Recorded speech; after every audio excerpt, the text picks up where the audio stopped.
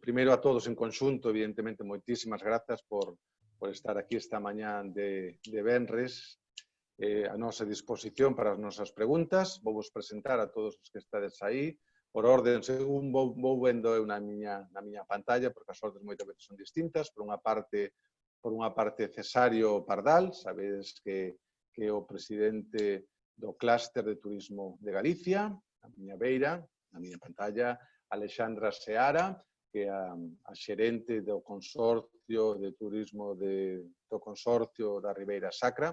Por outra parte, temos a Pablo Rivera, que posiblemente sea para a maioría de vos un gran descoñecido, pero vade saber o interesante que é todo o seu proxecto. É o director executivo da Agrupación Europea de Cooperación Territorial Chaves Verín.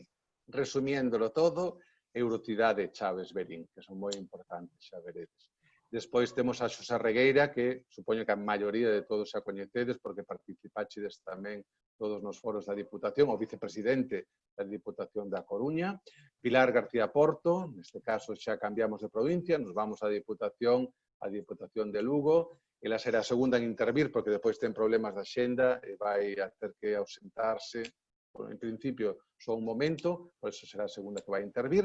Despois temos a Ana Isabel, que é asesora en temas de turismo tamén para a Diputación de Pontevedra, porque representando a Diputación de Pontevedra temos a Ana Laura, que moitos de vos, sobre todo as compañeras das Rías Baixas, seguro que coñecedes e que tamén nos apoiaron moito no día do guía,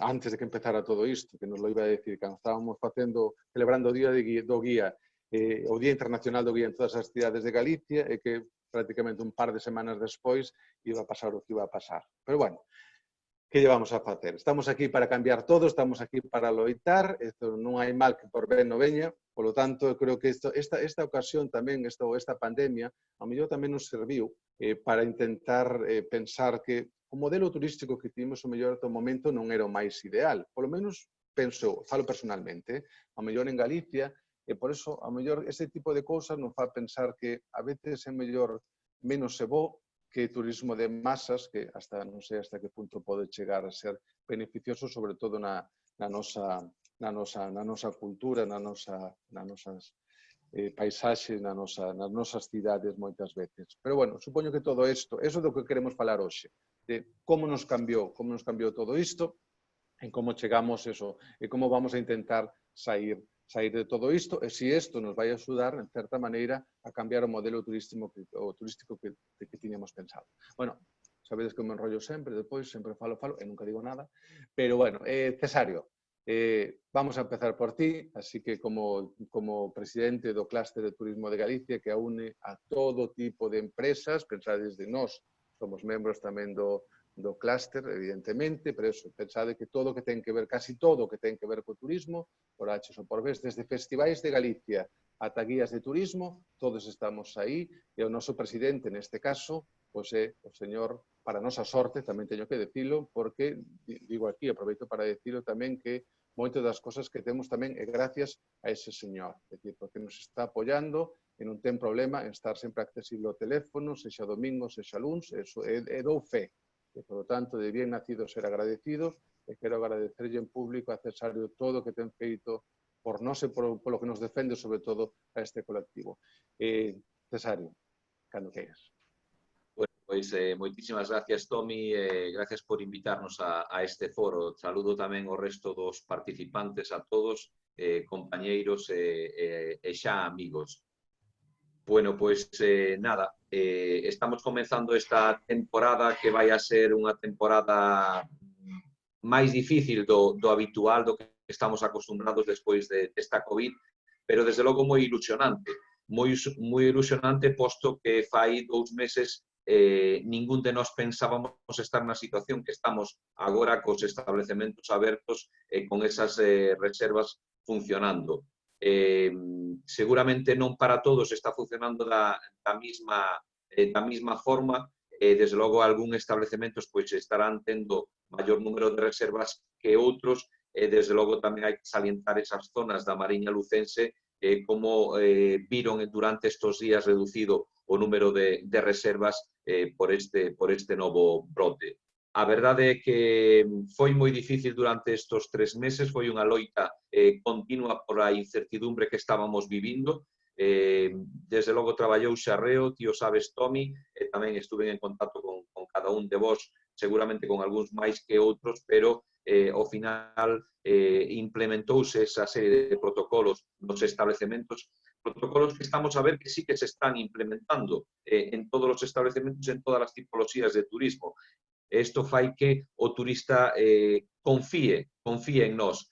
Unha parte importante desta nova situación é volver a recuperar a confianza do turista. É algo que pouco a pouco se vai facendo, todo o mundo ten ganas de salir das súas casas e de irse de vacaciones ou de pasar un fin de semana nun establecemento turístico. Desde logo, pois é bo que esas medidas se estén implementando en cada unha dos establecementos.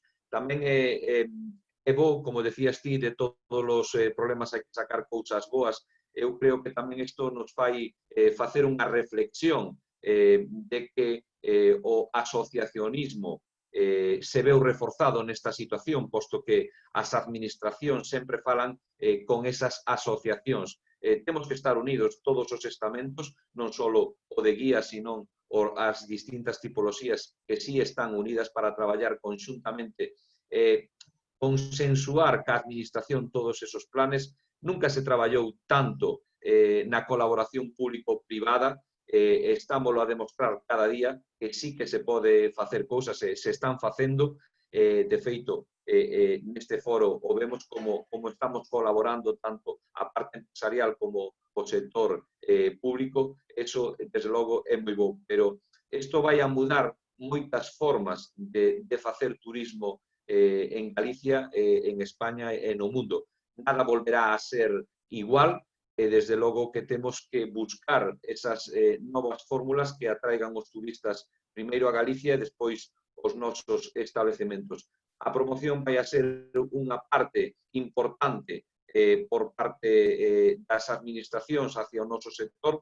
Tenemos que seguir promocionándonos. Todo o mundo está facendo o mismo nestes momentos, promocionarse. Hai que seguir traballando. Eu desde aquí sí que me gustaría tamén que a colaboración público-pública fora efectiva. Desde logo, a veces vemos como hai programas de formación, programas de promoción entre dos distintos estamentos públicos, e desde logo o millor sería moi bo sentarse co sector, consensualo e buscar esas vías alternativas e o millor non gastar tantos cartos en distintos programas en distintas zonas, sino liderar unha marca como é Galicia. Eu entendo que Coruña vai a loitar polo seu, Lugo polo seu, Pontevedra polo seu e Ourense polo seu, pero desde logo no mundo temos que vender Galicia e temos que ser unha unidade. Pola nosa parte estamos a disposición de buscar solución sempre, non de crear problemas. Algo tamén importante durante este confinamento, pois encontramos xente que é capaz de sumar, xente que é capaz de aportar, xente que é capaz de ser constructiva. Eu sempre digo que os que critican a min motívame moitísimo e desde logo gústame máis a xente que suma e a xente que é constructiva. Nada máis, Tomi. Moitas gracias. Ahora temos, pois, moitísimas gracias, Cesario. Moitas gracias por a intervención. Eso, bueno, lembradvos a todos que despois tedes o chat neste foro para facer as vosas preguntas, por favor, sempre en mayúsculas. Ben, pero bueno, ahora vámonos xa á Diputación de Lugo. Por unha parte, bueno, moitas gracias. Eu a Pilar non a coñecía personalmente, pero realmente Mónica Díaz sí que a coñece, traballa moito, traballa arreo sempre con ela, ademais, sempre me dixo que a diferencia mellor de outras administracións xa locais que non son tan receptivas, que pola parte de Pilar, que é impresionante, que sempre está disposta a axudar e que sempre que se fala con ela, e falo en palabras de de Mónica, evidentemente que sempre está aí para axudar. Eso é algo que tamén merece ser recoñecido. Por eso, bueno, pola nosa parte, de outra maneira tamén pola parte de Mónica, sobre todo, que sempre estades máis en contacto, Mónica, nosa secretaria e futura delegada de Lugo, pois en principio, eso é de agradecer. Por eso, bueno, vai intervenir agora en segundo lugar, porque depois ten outra reunión, pero quixo facer un pequeno hueco tamén para estar aquí presente con todos noscos. Gracias, Pilar, cando queiras. Moi ben, pois moitas gracias a vos por ternos convidado a participar neste foro e voume permitir felicitar logo a futura delegada da nosa provincia, a Mónica, que seguramente vai a desenvolver un traballo brillante, dende logo empeño non lle vai a faltar, no que eu a coñezo unha persoa entregada, así que por ese lado vai a poñer toda a súa parte seguro. E o que decías, pois claro, nós sempre estamos dispostos a escoitar e a colaborar. Logo, a veces podemos, bueno, pois chegar ao fin que perseguimos e outras non, pero cando menos sempre temos que ter o diálogo e a posibilidade de colaboración en riba da mesa. E eu quixera comenzar esta intervención polas conclusións as que nos chegamos despois de unha serie de 5 encontros abriendo as puertas e resurgir del turismo que fixemos con participantes de todo o territorio nacional, dende o Ministerio de Turismo, Xunta de Galicia, diferentes colectivos, en os que pretendíamos, pois, de algún xeito, ver cales eran os criterios que entre todos poñíamos en riba da mesa a hora de abrir as portas dos nosos establecementos de novo. Chegamos á conclusión clara de que a seguridade foi un eixo central en todos estes foros. A capacidade da hostelería ten demostrado suficientes méritos á hora de innovar e de presentar produtos, de xerar novas ideas. Eu creo que, sinceramente, que esa é unha das grandes fortalezas deste sector e eu, como son da provincia de Lugo, pois tamén lle quero facer este recoñecemento a todo o sector turístico desta provincia que nos últimos anos pois ten demostrado que saben traballar, que presentaron produtos en conxunto e, dende logo, desenvolveron un traballo que é de xusticia recoñecer e así o queremos facer hoxe tamén. Pero, bueno, por resumir un pouquiño as conclusións deses foros, a primeira delas é que temos que falar de un moderado optimismo.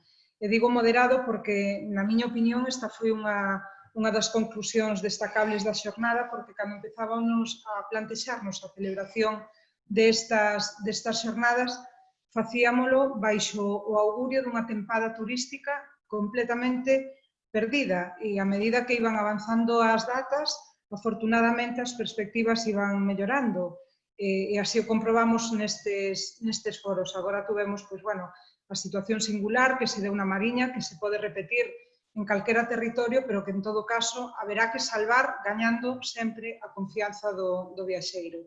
E ese optimismo moderado do que falo vai obviamente ligado en todo momento á seguridade sanitaria.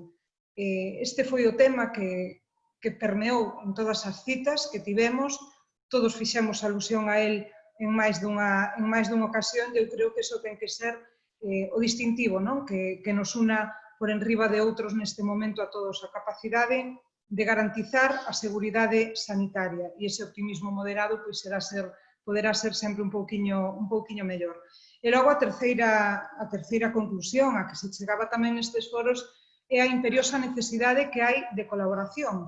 Acaba de falar Cesario dela, a colaboración público-privada entre diferentes administracións, entre o eido privado tamén, entre os diferentes subsectores, e é importante compartir información, traballar xuntos, armonizar ofertas, diferenciando cada un o seu territorio e os seus produtos, desto non podemos fuxir, pero sí armonizando o conxunto das ofertas, e eu creo que iso no futuro nos vai a posicionar mellor para poder competir.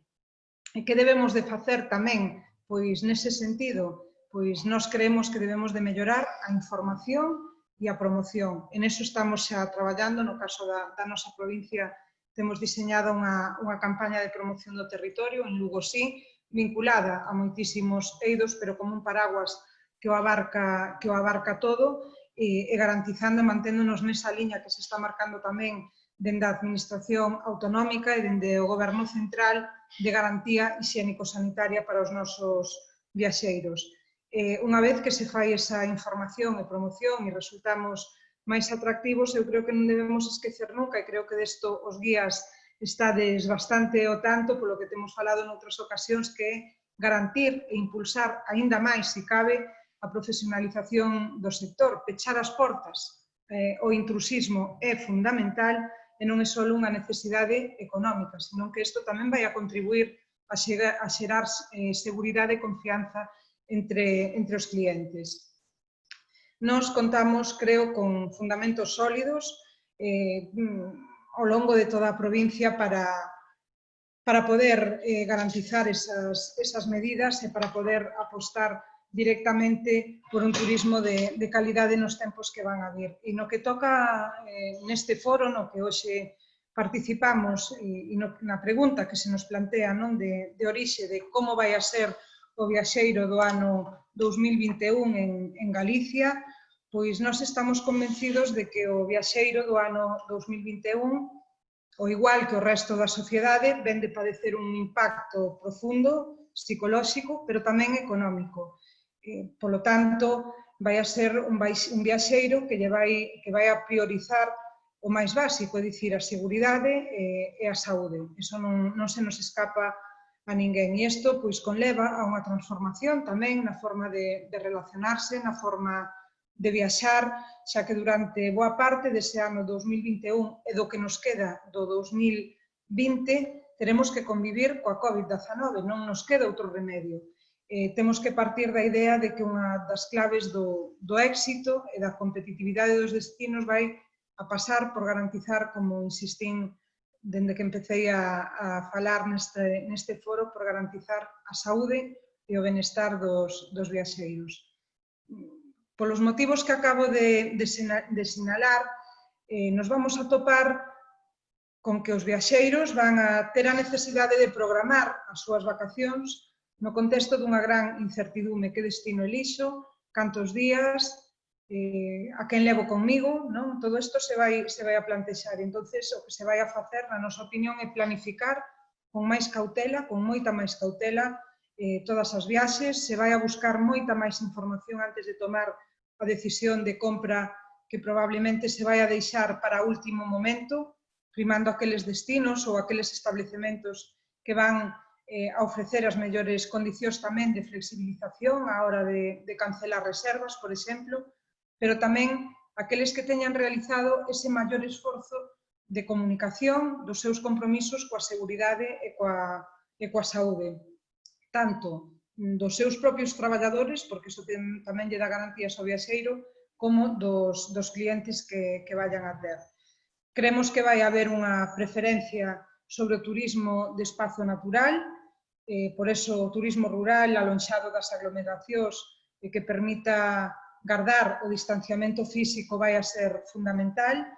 Isto vai a ser, sen dúbida, unha oportunidade para os establecementos de turismo rural, para as vivendas turísticas, para os pequenos hotéis, para os aloxamentos boutique, apartamentos turísticos, etc. E vai a ser, ademais, un turista de proximidade. Isto vimos dicindo tamén ao longo de moitos encontros e de moitos foros nos que temos participado, un turista galego de ámbito nacional, en menor medida internacional, agora que xa están abertas tamén algunhas fronteiras, e esta é unha situación que, bueno, a nosa provincia, tamén o conxunto da comunidade autónoma, pois se lle vai a notar, sobre todo no tocante ao Camiño de Santiago, ese eixe aglutinador de maior demanda de viaxeiros que proceden de outros países, pois parece lóxico pensar que se vai a ver tamén afectado por esta situación e seriamente. E, ademais, hai un segmento turístico que creo que tamén hai que ter moi en conta, que é o turismo sénior. Por ser un grupo de risco, seguramente se vexa máis limitado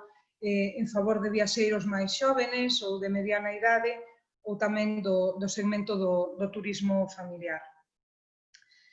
Falaba antes da capacidade de gasto do turista. Evidentemente, no conxunto vaise a ver mermada polas consecuencias económicas que tamén está lastrando esta crise sanitaria.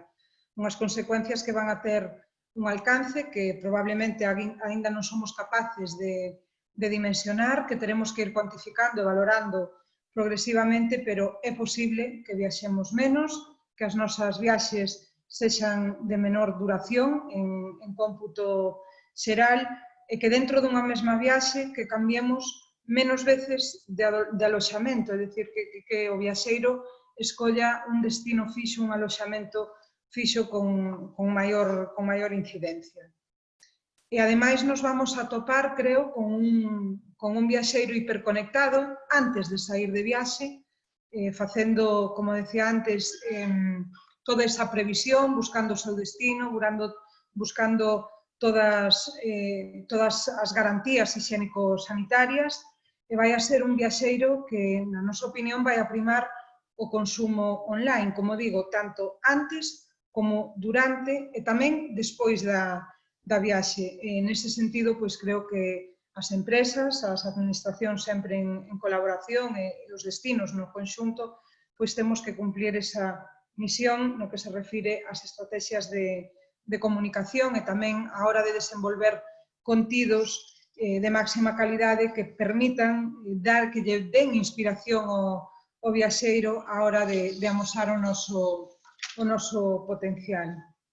No que fai referencia aos produtos turísticos, antes falábamos de un turismo moi vinculado á natureza, un turismo rural que busque ese tipo de experiencias non masificadas, pois creemos que nesta situación teñen adquirido maior relevancia aqueles produtos turísticos que se ofrecen coa capacidade de ser practicados en espazos naturais, destinados a grupos máis reducidos no número de participación e que de algún xeito tamén teñan un plus, un componente de originalidade e exclusividade. Falamos de actividades de ecoturismo, de turismo de saúde e benestar, de turismo de eventos con aforos moi limitados, pero de alta calidade, turismo mindful, esta é unha tendencia que está moi en auxe xunto co turismo slow e creemos que, ademais, van a ter unha ampla consolidación no que queda por vir. En todo caso, creo que estamos a falar de propostas que conteñan sempre un alto valor engadido, un componente transversal tamén no tocante á sostenibilidade e dos valores inherentes a un turismo responsable co ecosistema e, evidentemente, eu creo que o viaxeiro que nos queda por vir inmediatamente no que toca de ano e no ano vindeiro, no 2021, vai a ser un tipo de viaxeiro probablemente moi comprometido cun estilo de vida, coas causas sociais, medioambientais, que están preocupando moito tamén neste momento. Vai a buscar destinos unha política seguramente de responsabilidade social, corporativa, comprometida coa sociedade e co entorno medioambiental e creo que neso estamos en boa posición de saída en Galicia e máis concretamente nos en Lugo tamén.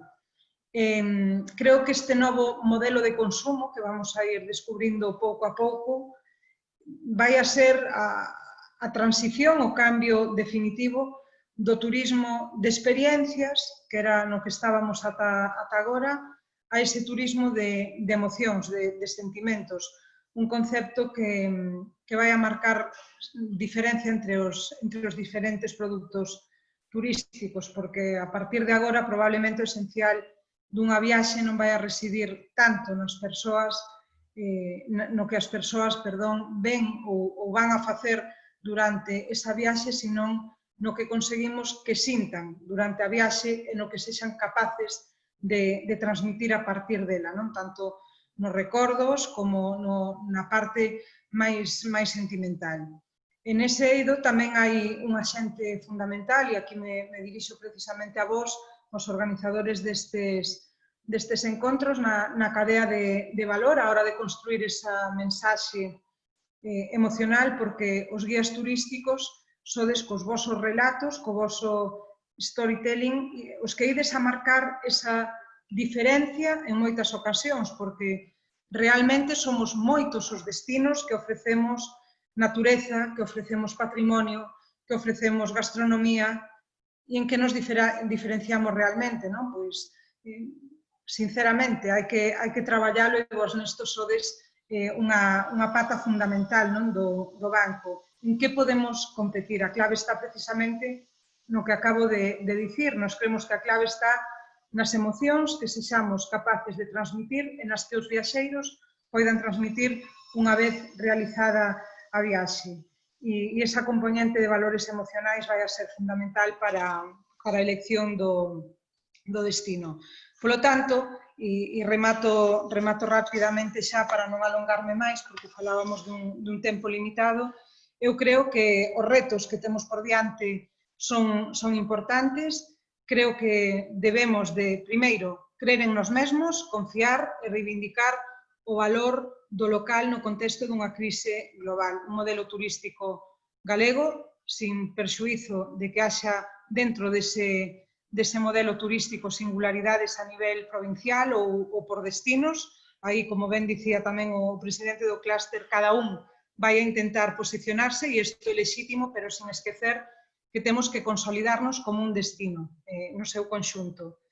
Temos que falar de gobernanza liderando a colaboración, o que decíamos antes. O eixo fundamental ten que ser a colaboración público-privada, sabendo que cada un ten o seu lugar e o seu espazo. Non é o mesmo un concello, dependendo tamén do número de habitantes que teña, que unha deputación, que unha administración autonómica, que o goberno central, que o clúster de turismo, que as asociacións, pero sí que temos que ter claro ese contexto colaborativo coas competencias que cada un de nós teña, pois poder sumar e poñelas en riba da mesa.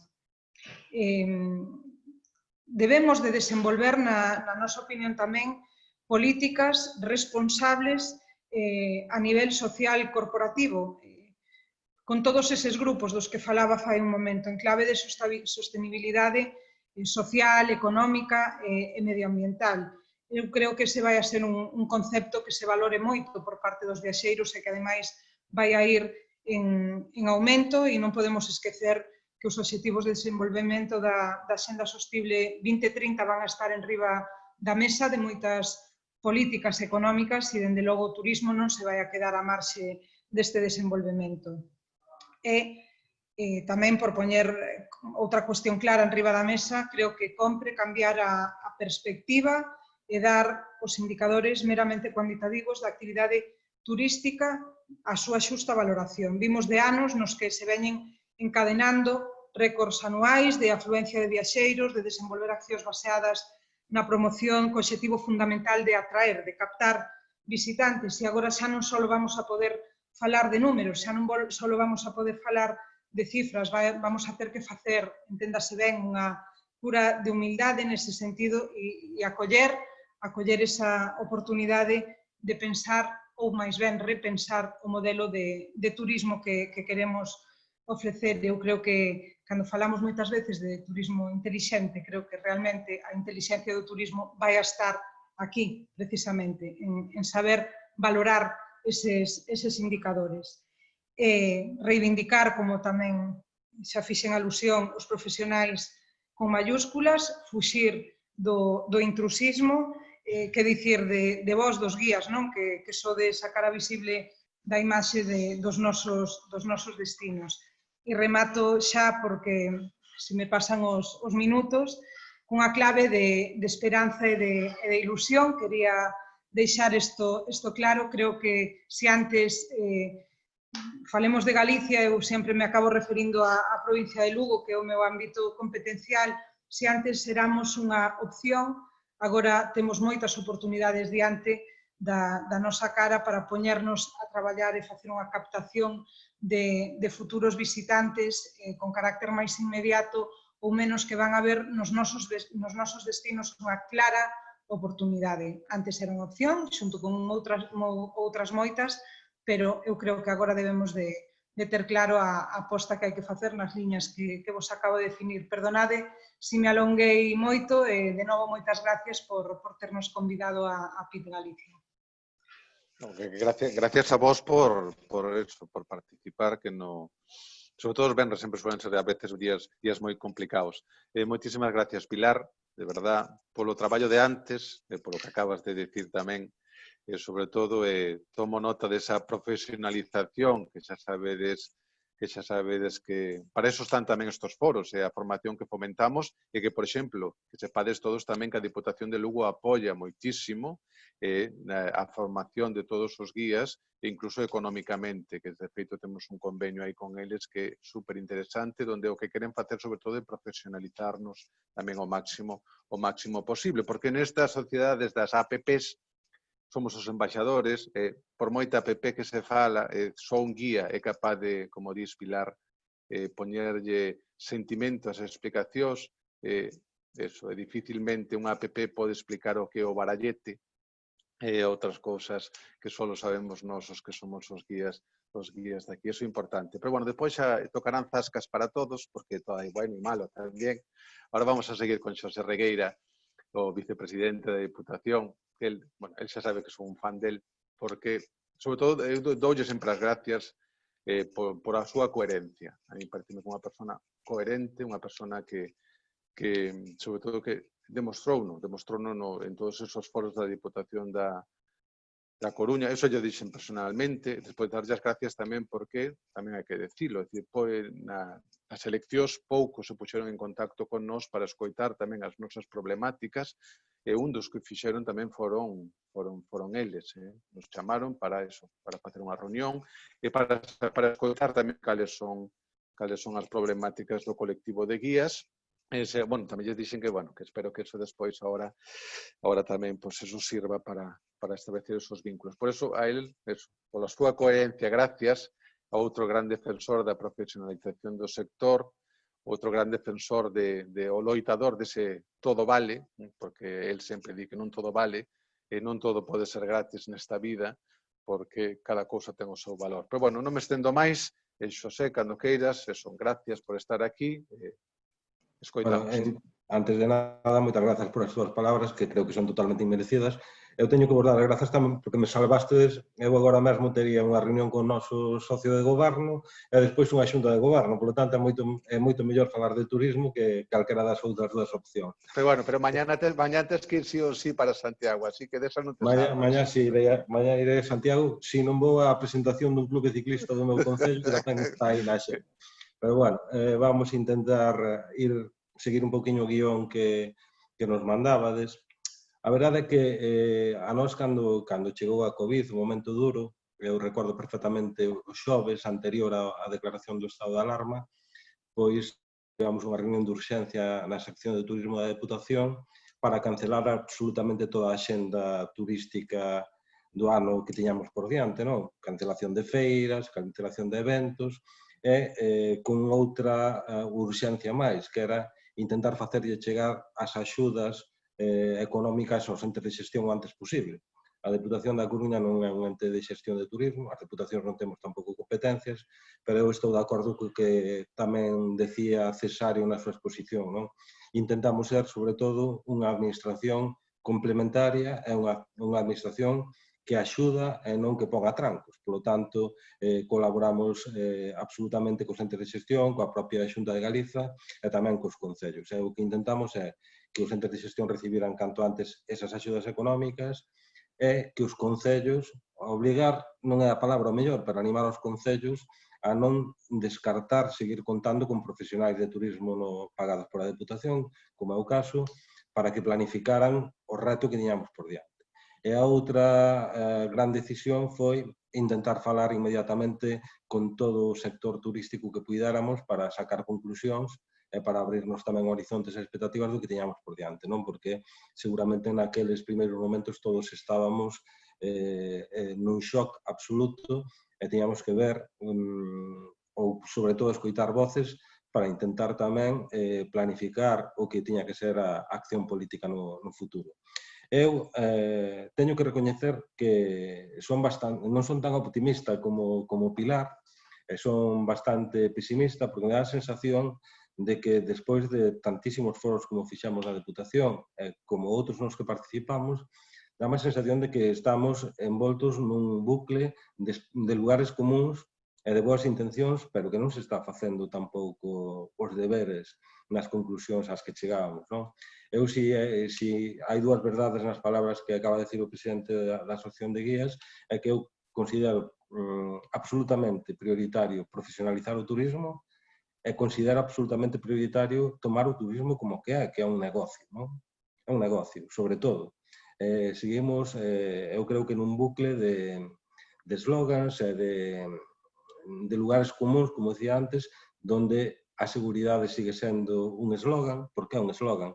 Porque no meu concello está cheo, non temos camas.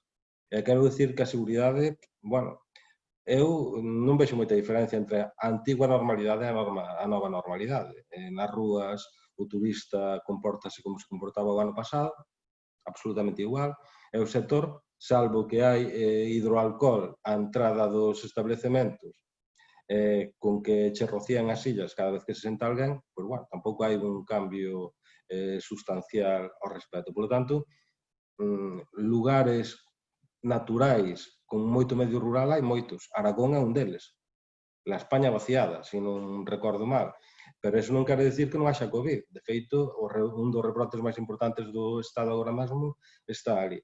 É dicir, eu creo que para o turismo a nivel global, eu creo que cando se fala de turismo sempre hai que facer unha lectura a nivel global, isto vai ser un drama mentre non teñamos un paliativo ou unha vacina. Pero a mí dá a sensación de que deberíamos estar aproveitando o tempo tamén para facer deberes intentando darlle solucións a moitas das conclusións que sacamos nas diferentes webinars, nos foros, etc. Aquí imos a facer, eu recollo tamén as palabras do presidente na intervención de introducción, eu creo que algo que concluíamos todos é que estábamos diante dun cambio de paradigma no modelo turístico, donde seguramente tiñamos que priorizar a calidade sobre a cantidade, sobre todo onde tiñamos retos importantes que é que tipo de produtos íbamos a sacar, que seguramente non tiñan que ser os mesmos produtos que tiñamos agora mesmo no mercado. Eu creo que estamos, bueno, traballando na perspectiva de vamos a intentar adaptar os nosos produtos a un eslogan de seguridade, pero realmente non estamos sacando nin produtos novos, nin estamos reaccionando, intentando cambiar o paradigma do turismo a nivel galego. A mí dá a sensación de que imos por o camiño que ao mellor é o único que tamén podemos ir agora mesmo, non é que eu estou planexando un reto que ten que ser máis a medio prazo. Pero, diante da pregunta que formula este foro de como vai a ser o turista do futuro, pois eu creo que o turista vai a ser o que nós intentemos poñer no mercado. Evidentemente, eu non son un turista de aventura, son bastante cobarde, teño vértigo, asústome por moitísimas cousas e, polo tanto, non se me ocurre ir a un destino de aventura. Sería ilóxico. Entón, o reto está en atraer o tipo e o perfil de turista que queremos atraer. Que eu creo que temos a oportunidade de atraer un perfil de turista moito máis rendível, porque creo que merecemos un segmento turístico que na relación calidade-precio nos dé máis rendabilidade como sector. Pero para iso temos que tamén buscar ou afrontar novos retos de profesionalización. A min, isto tocará no debate político de 4 anos, non? Pero unha das conclusións tamén que eu creo que chegábamos moitas persoas é que hai un exceso de administración no turismo. Eu son administración, pero eu creo que hai absolutamente un exceso de administración. Todos nos puxemos a facer ou a sacar proxectos e retos turísticos, eu creo que estamos demasiado administrados. Ten que ter máis protagonismo o propio sector e o clúster. Eu creo que é necesario, que están facendo moi bo traballo, pero teñen que ser moito máis protagonistas o propio sector. Non é normal que na Xunta estén 4 consellerías facendo turismo, que teñamos un montón de grupos territoriales intervindo en turismo. Bueno, a mí dame a sensación de que hai un exceso de administración. E logo, o que decía Pilar, que creo que temos que controlar o intrusismo e darlle tamén máis protagonismo ás asociacións profesionales, os guías. Creo que dende a administración temos que poñer condicións para que o intrusismo se controle e que teña máis protagonismo os guías. Eu xa vou avanzar algo porque é unha das cuestións que nos mandabades e creo que, como estades aquí, e supoño que nos aproveitaredes para poñernos deberes ou para tirarnos das orellas, que así tamén nos poñemos máis a pilas, unha das modificacións que imos facer na Deputación nas baremacións dos entes de xestión é que os produtos que saquen sexan de pago. É dicir, se usted ten un produto e se vai a vender un produto e tiene un precio, le daremos máis puntos que se non o ten.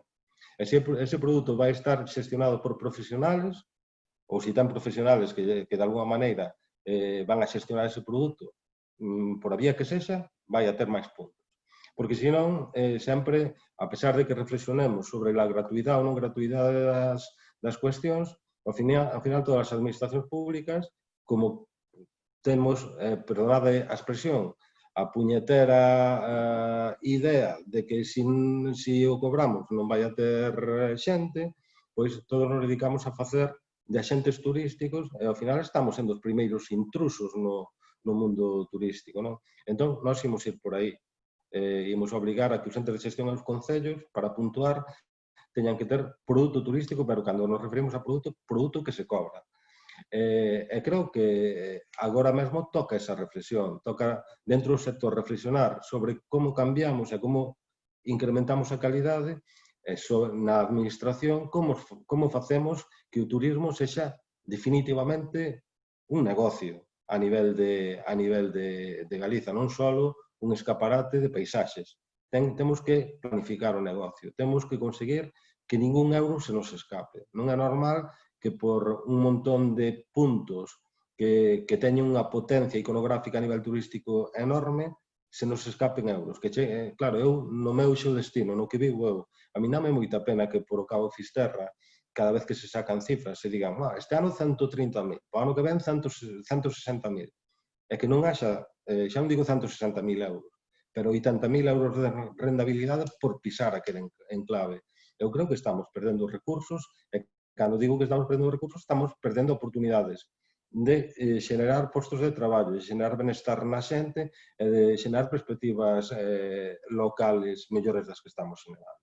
Ese é o reto que nos pon diante a COVID. Eu creo que a min dame un pouco de pena, porque eu non quero volver para casa, que eu paso moi mal encerrado, pero dame un pouco de pena que as reflexións que facíamos cando estivemos encerrados, pois agora mesmo se teñan nun bon número ou nun bon nivel amortizadas. A min dá máis sensación de que estamos na antigua normalidade. Eu digo con certa tristeza, non? Por parte da ciudadanía e por parte tamén de boa parte do sector, non? Que está vendo como xenerar ingresos rapidamente, porque o necesita, eu non digo que non, pero que corremos serios perigos. Eu creo que o gran reto está no ano 2021. Agora mesmo temos que salvar unha temporada. Eu creo que se está, bueno, por os datos que teño eu, está se salvando. Pero creo que o reto está no 21, no 22, no 23, no 24. Temos realmente unha oportunidade de cambiar o modelo turístico, de adaptarnos a un paradigma diferente. E creo que temos excelentes profesionales e excelentes recursos para planificar iso. A Deputación, a día de hoxe, pois, bueno, todo o que era a súa folla de ruta para o ano 2020, pois tena botada no caldeiro do lixo. Non imos ir a feiras, porque evidentemente non as hai. A campaña de turismo que tiñamos pensado sacar este ano, ímola sacar en setembro, xa temos o novo claim, a nova campaña de promoción.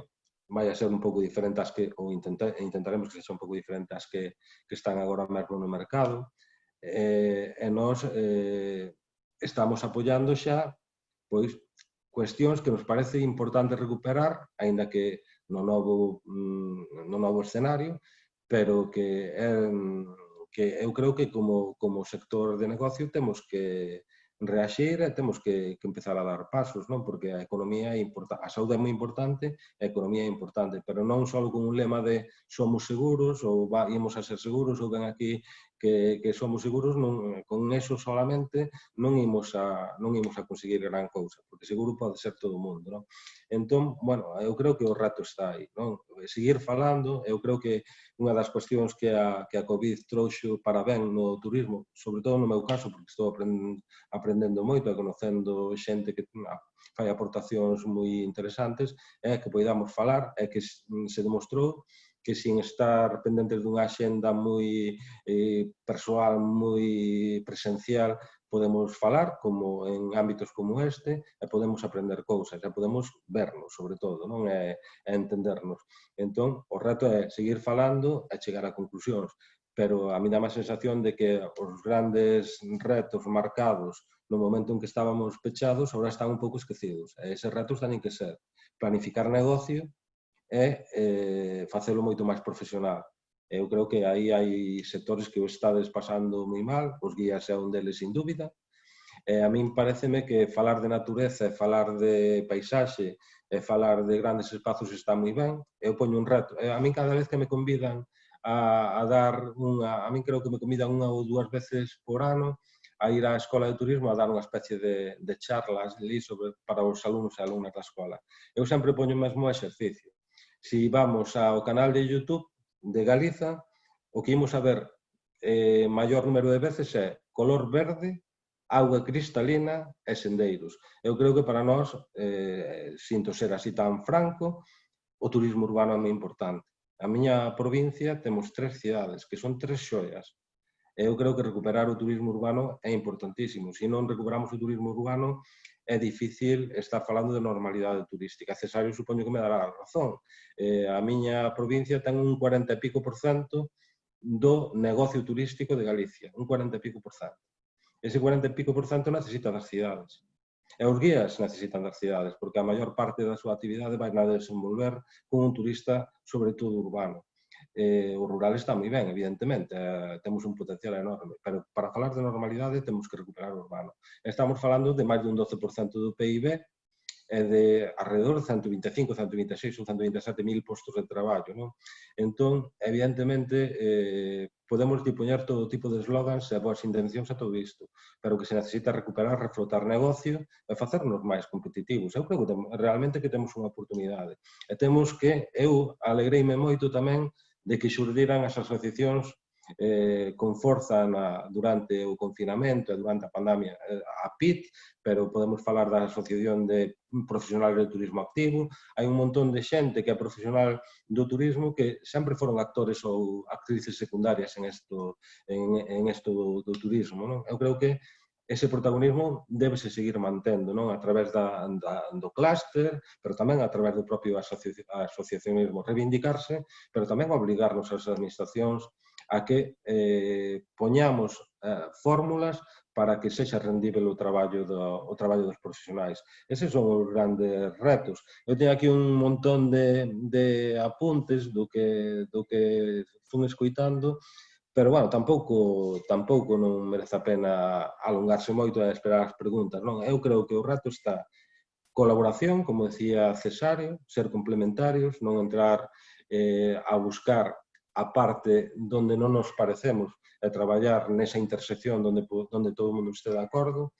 Eu creo que buscar a profesionalización, a mellora da calidade absolutamente, apoiar aos entes de xestión do territorio, que son a primeira vía de planificación, creo eu, e despois intentar ser competitivos, non? É buscar que esa relación calidade-precio cada vez sexa máis acusada e que a rentabilidade do turismo en Galicia pois sexa máis do que é hoxe en día. Eu creo que sabemos facer ben as cousas.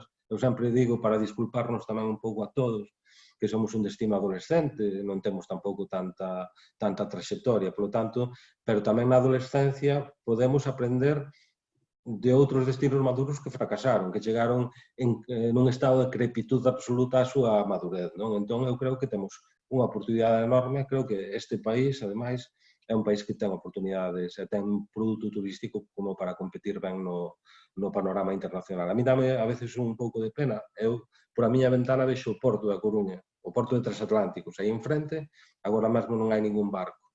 Pero eu vexo, cando chega aquí a xente e lle faz a pregunta de que quedan sorprendidísimos coa Coruña, porque a xente, o escaparate de turismo de España ten unha imaxe moi volcada hacia o sur, e cando entras nunha baía como a da Coruña, onde o barco te mete prácticamente no corazón da cidade, e a xente descubre o que é a Marina e toda esa potencia, e ostra, e eu como non conocía isto? Pois evidentemente temos aínda moito que darlle ao mundo e temos a oportunidade de traer un turista o turista que nos queiramos. Por eso me parece tan pertinente o título do foro. Que turista ímos a ter? Pois o turista que nos queiramos atraer, non outro, non? E ese é o gran reto. Por a miña parte nada máis, porque prefiro despois, se me toca pelearme con alguén, pois prefiro pelear. Moitas gracias. Gracias a ti, Xosé. Eso guardaforzas, por se hai que pegarse despois, pero bueno, eso é o máis importante. E despois, ide facendo as vosas preguntas no chat, que é o máis importante. E, bueno, xa tamén, non vos esquezades de ir a visitar os murais de Carballo.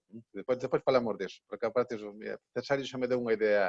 Eu o domingo teño que ir a Sofán, pois despois da festa en Sofán, en vez de ir a Baldallo, pois vou ir a ver os murais de Carballo, que sei que agora xa que agora son moitos máis, pois a mellor merece a pena. Estánse pintando agora mesmo 5. Va ser moi bon momento, porque se faz unha visita guiada, pois daremos incluso unha máscara preciosa que temos aí para que vaya seguro facendo a visita aos murais. Eso, en principio vou ir a título personal, despois da foliada de Sofán, pois eso, en vez de ir a Baldallo, pois eso, esta vez xa teño plan para domingo. E tede plan vos para domingo, que non todo vai ser playa, que tamén hai turismo urbano. Pero bueno, falamos deso despois, porque agora vamos a darlle paso a unha das provincias do sur, a Ana Laura. Eso damoslle paso á provincia de Pontevedra, un dos grandes destinos turísticos por antonomasia, evidentemente, na nosa historia, pero bueno, sobre todo nese modelo que vamos a pretender cambiar, ou vamos a intentar, polo menos, a vender Galicia de outro xeito. Por iso vamos a escoitar a ver o que nos ten que dicir Ana Laura. Moitas gracias por estar aquí tamén. De verdad que vos sí que sodes económicamente un dos grandes afectados, porque económicamente, evidentemente, o turismo nas Rías Baixas é importantísimo, casi realmente, pois eso. Bueno, gracias, Laura. Cando queiras, Ana Laura. Moitas grazas. Bueno, pois moi bo día a todas e a todos. En primeiro lugar, gustaríame comenzar dándolle as gracias a PIC Galicia, en particular a Tomi, por este convite a participaros neste foro que nos entendemos dende a Deputación de Pontevedra que é moi importante, non? O comentábamos antes, é verdad que fai uns anos Turismo Rías Baixas estaba baixo paraguas dun patronato, era o patronato de Turismo Rías Baixas. Agora mesmo somos o Servizo de Turismo Rías Baixas que depende da Deputación de Pontevedra, non? O noso traballo vai no eido da promoción do turismo, da calidade no sector e da xestión dos recursos propios que temos neste caso, como pode ser o Castelo de Soutomaior ou o Castelo de Sobroso, non? Un poquito seguido tamén ese guión que nos enviáchedes para un pouco plantexar o que estivemos facendo para plantexar tamén un poquinho este foro, estes comentarios. Nos preguntáchedes un poquinho en que afectaron este parón, esta COVID-19 nos proxectos que tiñamos previstos. E casi poderíamos decir que esta pandemia afectou o 100% dos proxectos que tiñamos en marcha. A planificación que fixéramos a finales do ano pasado, que tamén estaba dentro do noso plan estratégico de turismo, poderíamos decir que un pouco se vio abaixo e que nos tivemos que reinventar. Algún dos exemplos que poderíamos comentar e que tamén comentaron tamén outros diputados das outras diputacións, todo o que tiña que ver con presencia en feiras, tanto nacionais como internacionais, que se viron cancelados tamén a nosa propia gala de turismo, na que facemos tamén sempre entrega deses distintivos de calidade de SICTET, que algúns dos guías, esperemos que hoxe tamén nos estén aquí mirando, son tamén parte dese programa de calidade impulsado pola Secretaría de Turismo e que nós somos os encargados de leválo a cabo aquí na provincia de Pontevedra, porque tamén é moi importante, aparte de ter uns grandes profesionales cos que temos orgullo de contar non só na provincia de Pontevedra, sino en toda Galicia, sino tamén darlle ese distintivo de calidade, porque realmente son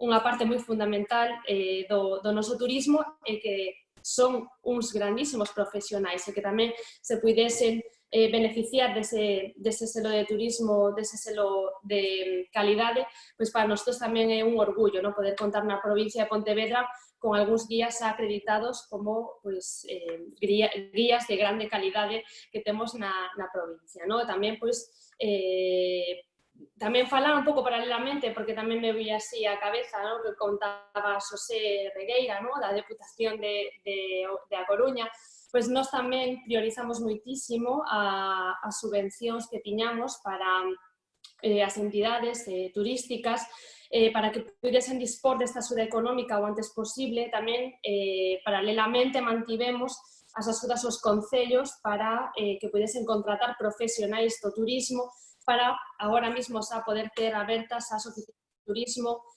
como xa teñen moitos concellos, non? Para dar tamén ese servicio de forma profesional, porque, volvo a repetir, contamos cuns grandísimos profesionais na nosa comunidade, non?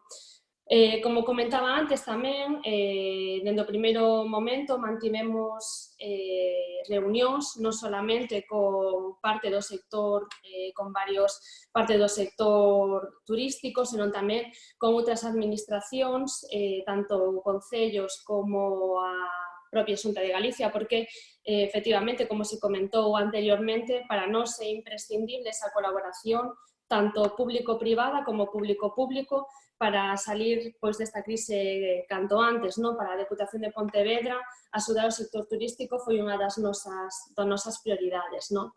Tamén comentar un pouco que estivemos facendo durante este confinamento, esa ahora nova normalidade, non? E é que, bueno, pusemos en marcha varias iniciativas a través de plataformas online para manter a nosa presenza como destino turístico, animar a xente a que unha vez pois, que se puidese facer esa mobilidade a nivel xa nacional e internacional como estamos agora, pois que a xente non se esquecese da nosa provincia, non se esquecese das Rías Baixas, non? Vimos de presentar onte tamén os festivais Rías Baixas, os Rías Baixas Fest, un dos grandes pulos da nosa provincia en canto a atracción de turistas. Bueno, este ano a verdade é que fixemos un esforzo e nos comprometemos cos festivais a facer un contrato bianual, é dicir, manter a nosa colaboración neste ano 2020, que é un ano complexo, que eles tamén se tiveron que reinventar, asegurarlle a nosa colaboración no ano 2021, porque, bueno, entendemos que a parte da cultura é un eixo transformador, un eixo turístico moi importante, e eles conseguiron ao largo deste tempo ser uns grandes festivais que atraen a moitísima xente e non podemos prescindir deles e entendemos tamén que tiñamos que estar aí ao seu lado, ao seu carón e axudarlle en todo o que estivera nas nosas mans, non? Tamén, pois, como comentaba antes, fixemos un grandísimo traballo a través do SICTED, con cursos de formación online para todas as empresas do sector turístico adheridas, as cales tamén pois, fixemos un importante esforzo en telas informadas de todas aquelas axudas, de todas aquelas subvencións as que se podían presentar e as que podían ser beneficiosos nestes momentos tan complexos, non? Así mesmo, tamén comentar que fixemos tamén un grandísimo traballo coa rede de oficinas Info Rías Baixas, nos que elaboramos varios plans e protocolos de garantía sanitaria, tanto pensados no noso persoal, no persoal turístico, como tamén no viaxeiro e no turista que nos visitaría, non? O fixemos personalizada cada unha das oficinas, así como tamén dos castelos e dos museos, que forman parte da nosa xestión de turismo, non? Tamén un pouco comentar o que se viña tamén dicindo, porque, bueno, ao non ser a primeira, pois sempre vas collendo moitas ideas e moitas anotacións da xente que interviu antes, non? Tamén eu estou moi de acordo, bueno, pois para os que non me coñecedes ou me coñecedes pouco, eu veño do turismo, eu estudiei turismo e entonces tamén son unha grande defensora de que o todo gratis non é unha solución, non é unha vía. Unha das propostas que nos fixemos cando entramos a gobernar a Deputación de Pontevedra foi darlle un pulo ao Castelo de Soutomaior, unha xoia da provincia de Pontevedra, e entonces tamén entendemos que para exixir, por decirlo así de alguna maneira, o turista que tiña que pagar unha entrada, nós tamén somos conscientes de que lle temos que ofrecer algo para pagalo, é dicir, unha contraprestación. Entonces, sí que é verdad que nós fixemos un grande esforzo, fixemos unha musealización moi... A verdade que a mí me gusta moito, moi bonita, moi espectacular.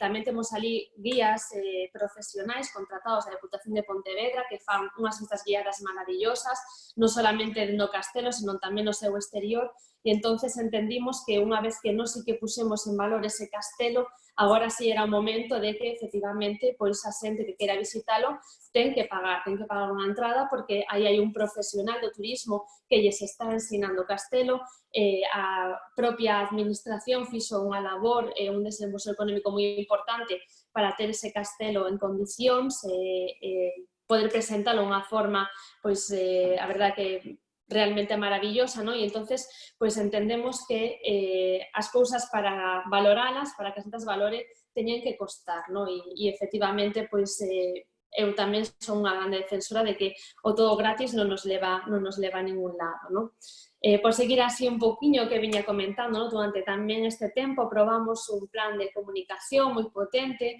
co que temos campañas dende agora que arrancamos fai uns días coa campaña Ven ás Rías Baixas, ven a Pontevedra provincia, e que manteremos ata final de ano, medios especializados de turismo, non só en Galicia, senón tamén en España, e centrado principalmente tamén no norte de Portugal. Centrarémonos na promoción da provincia como destinos seguros, destino de natureza, de cultura, e onde disfrutar con todas as garantías e con toda a confianza.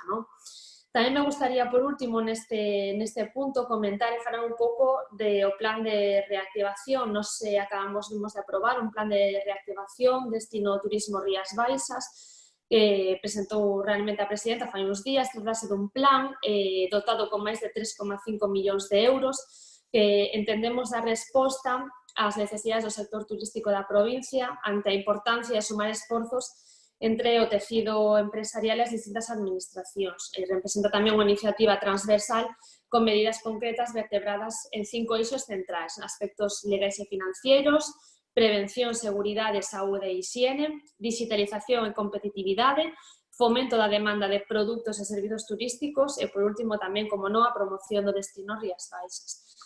No plan de reactivación da provincia de Pontevedra involucramos tanto os concellos como o propio sector turístico, fixemos enquisas a gran parte deles e se completou coas conclusións da Mesa Provincial de Turismo, que tamén celebramos, co análise de tendenzas e estudos de diferentes organizacións turísticas galegas, nacionais e internacionais, co objetivo de coñecer os datos para dar respostas rigurosas e serias. Deste xeito, pois detectamos cambios importantes na oferta e na demanda, pola paralización da actividade e limitacións na mobilidade, a necesidade da liquidez das empresas, os propios ERTEs, a crise de confianza, os novos hábitos do consumo e, por suposto, a perda de poder adquisitivo das familias, que foron tamén datos que xa se comentou anteriormente. Creo que todos chegamos un pouco tamén ás mesmas conclusións. Un contexto no que apunta a centrarse na saúde, na higiene, na seguridade, por suposto nos ODS, na innovación e na digitalización do turismo, das experiencias asociadas á naturaleza e, por suposto, a sustentabilidade. Estamos mirando que tamén destas propias crises temos tamén que saber buscar as partes positivas. Creo que de todo se aprende e creo que unha das partes máis importantes nas que tamén nos temos que centrarnos como administración, non solamente no turismo, sino globalizado a todos os servicios das administracións, é precisamente o tema dos ODS, da sustentabilidade, do cuidado do medio ambiente. Nós temos o privilexio de vivir nunha das comunidades máis velas para min do mundo, porque somos así. Galicia é especial, a xente que nos visita o sabe, e temos unha grande base da que podemos partir con todo isto. Sabemos que a temos que coidala, e creo que unha grande parte da economía de reconstrucción nos que temos que plantearnos a propias administracións é seguir ese camiño da sustentabilidade, do comercio xusto, de cuidado da natureza, porque realmente temos que cuidar o noso para que despois veñan a visitarlos e a coñecernos, non? Tamén, así mesmo, no plan de reactivación, como comentaba antes, detectamos tamén as fortalezas e necesidades do sector turístico da provincia, como a necesidade de reforzar a marca Rías Baixas como destino turístico, a importancia de garantir a viabilidade e supervivencia do tecido empresarial e do emprego, a protección da competitividade das persoas traballadoras e das empresas e tamén moi importante o impulso da demanda e do turismo de proximidade, non? Tamén contempla este plan de reactivación 4 escenarios posibles, dende un escenario optimista a un escenario máis central, un escenario de recuperación e outro dun posible rebrote. E ao respecto, ainda que se trata dun documento vivo, coa súa finalidade de adaptarse a situacións que se poidan dar en cada momento, nos partimos dese escenario central no que se agarda unha recuperación rápida do turismo nacional e dunha recuperación lenta do turismo internacional, cunha caída de visitantes no ano 2020. No que respecta un pouco a incidencia da COVID-19 no turismo, o estudo realizado no marco do plan de reactivación, no que, como comentaba antes, participaron 200 empresas das diferentes comarcas da provincia, destaca que o 47% delas tiñan menos de 6 persoas traballadoras, o 86% das empresas tiveron que deter a súa actividade por completo, e somente un 13% puido manter o 25% da actividade, unha cuarta parte da súa actividade normal, e que casi o 30% delas tamén tuvo que recollerse a un ERTE. Son datos que hai que ter en conta, son datos que hoxe en día vemos que están mellorando porque a economía turística volve a querer resurdir, e iso é moi importante para nós, e nós queremos seguir traballando precisamente na recuperación do sector turístico porque, como comentaba antes Tomi, para a nosa provincia, para a provincia de Pontevedra, é unha parte moi importante do noso PIB. En canto aos nosos proxectos de futuro, están reorientados, por un lado, a formatos híbridos, polas garantías sanitarias, son a nosa prioridade, e moi enfocados á sostenibilidade e á innovación. O sea, que esta pandemia ten que converterse na oportunidade, como decía antes, para dar o salto á innovación, á digitalización do sector, tanto público como privado, e de ser, por suposto, máis sostibles. Por iso, activamos a elaboración do Plan Estratégico de Turismo 2021-2023 que marcará a nosa folla de ruta para os vindeiros anos. Xa por último, comentar que en canto ás persoas viaxeiras do futuro, por así chamarlles de alguna maneira, creo que todas e todos somos conscientes de que buscarán a flexibilidade, a seguridade, por suposto, as experiencias vinculadas aos espazos abertos, e aí debemos centrarnos todos os asentes que interactuamos, tanto administracións públicas, sector privado e colectivos. Nos vindeiros meses son claves para ver como nos vamos a reinventar, xa sean feiras, eventos online, etc. Debemos combinar a responsabilidade con eficacia, pois tampouco podemos obviar que o mesmo que o sector se resinte económicamente, as administracións, en este caso os departamentos de turismo, tamén o fan ante as novas contingencias. Temos claro que a prioridade nos vindeiros meses é posicionarnos como un destino seguro, ao que as persoas poden vir tranquilas, sabendo que van a disfrutar plenamente da súa estadía e ao mesmo tempo colaborar coa recuperación económica e social necesaria para ter un tecido productivo competitivo e de calidade. Xa por último, para rematar así un pouco a miña primeira intervención, me quería un pouco tamén dirixir a todas e todos vos, as guías e os guías turísticos, porque para min facedes unha labor importantísima. Moitas veces sodes a primeira cara visible do noso destino, do destino da provincia de Pontevedra, do destino Rías Baixas, de cada un dos municipios no que vos encontrades. Vodes explicades dunha forma maravillosa, dunha forma máxica, e todo o que poden disfrutar na nosa provincia, en cada unha das nosas vilas, das nosas cidades, os nosos povos.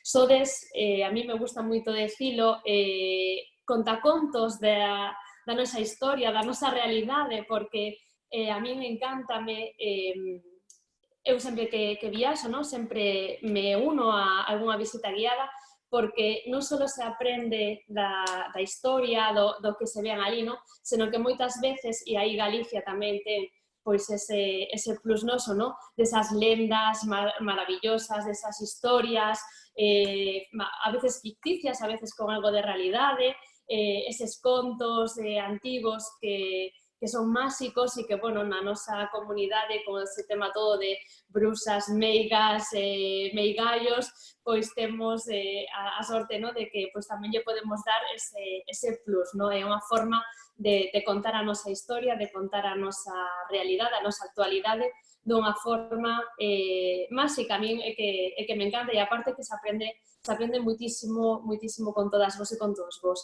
Así que nada máis que parar de matar, volver a agradecer ao convite a este foro, tamén acabar, pois tamén me gustaría con un mensaxe de ánimo, de que vamos a sair, eu estou convencida, costarános máis, costarános menos, as administracións estamos aí para apoiarvos, e que de verdad que moi orgullosa do traballo que facedes tanto a nivel asociativo como a nivel individual, as guías e os guías turísticos a nosa provincia. De verdad, sodes un orgullo para todas nós e para todos nós, e sodes uns grandísimos profesionais, e bueno, moito ánimo a todos e moitas gracias. Moitísimas gracias, Ana, sobre todo por esas palabras de ánimo e tamén por esos golpecitos na espalda tamén de enhoraboa polo noso traballo. De todo, hai como en botica, tampouco te pensas que todos somos moi bons ni nada ao contrario, pero é importante, a verdade que é importante o noso traballo, sobre todo para transmitir a riqueza e a esencia, sobre todo a esencia de Galicia en xeral, evidentemente. Bueno, vamos a pasar agora, porque agora xa empezamos polo grande, empezamos por Galicia, fomos polas provincias, agora xa vamos a dous territorios pois máis pequeniños que teñen pois moito traballo, que eso tamén hai que reconocerllelo, e ao mesmo tempo non teñen a mellor a mesma capacidade que podedes ter a mellor dentro das diputacións ou a nivel autonómico tamén, por outra parte. Por eso, pois vamos agora, pois eso, o destino que está de moda, para que nos vamos a engañar, chegou a Ribeira Sacra, chegou para quedarse, é dicir, ese macro territorio Vic, recuerdo lo de Vic, e que con eso creo que xa non teño que decir nada máis. Ao fin e ao cabo, xa sabedes que os territorios Vic son os nosos territorios, e polo tanto, pero bueno, temos o apoio da Alexandra. Hai que recoñecer que a Alexandra tamén ten moito que torear, que non ten un traballo nada fácil, e iso tamén ten de lo que recoñecer aqueles, pois eso, que... Pero sempre está aí, eu teño que dicir que sempre que se lle pideu colaboración, ela está aí, e eso, pois eso, vamos a intentar facer da Ribeira Sacra tamén un dos nosos destinos, e vamos a deixala como está, porque a verdad que podemos presumir de eso. Ribeira Sacra só hai unha, e eso é noso, e ten que quedarse para nós tamén. Pois eso, Alexandra, moitas gracias, eso, coñézote personalmente por primeira vez, pero, digo así, face to face, pero, bueno, as miñas compañeras xa te dixen antes, as compañeras de Ribeira Sacra, pois, só teñen parabéns para ti. Por eso, cando queiras, Alexandra. Pois moitas gracias, bo día a todos. Bueno, sumo o meu agradecemento dos meus predecesores, tanto para a APIT en xeral e a Tomi en especial. Tamén, bueno, as compañeiras, como ben disas, que te refires de Ribeira Sacra, que tamén, bueno, colaboramos todo o que podemos e obtemos delas sempre o apoio e a colaboración máis necesaria, sobre todo en momentos tan delicados como os que levamos vivindo nas últimas semanas. Sumome tamén o agradecemento que lle trasladastedes a Cesario, porque tamén fun testemunha de que día e noite nos mantivo informados e respondeu ás nosas inquedanzas, e iso é algo do que ainda falaba onte con algúns compañeiros, que por parte das organizacións e das administracións en momentos tan complexos ter esa fluidez de comunicación e esa resposta é fundamental, e a seguridade que nos deu iso sí que axudou moito a que poderamos desenvolver todo o que, bueno, modestamente podemos facer non a nivel de xeodestinos.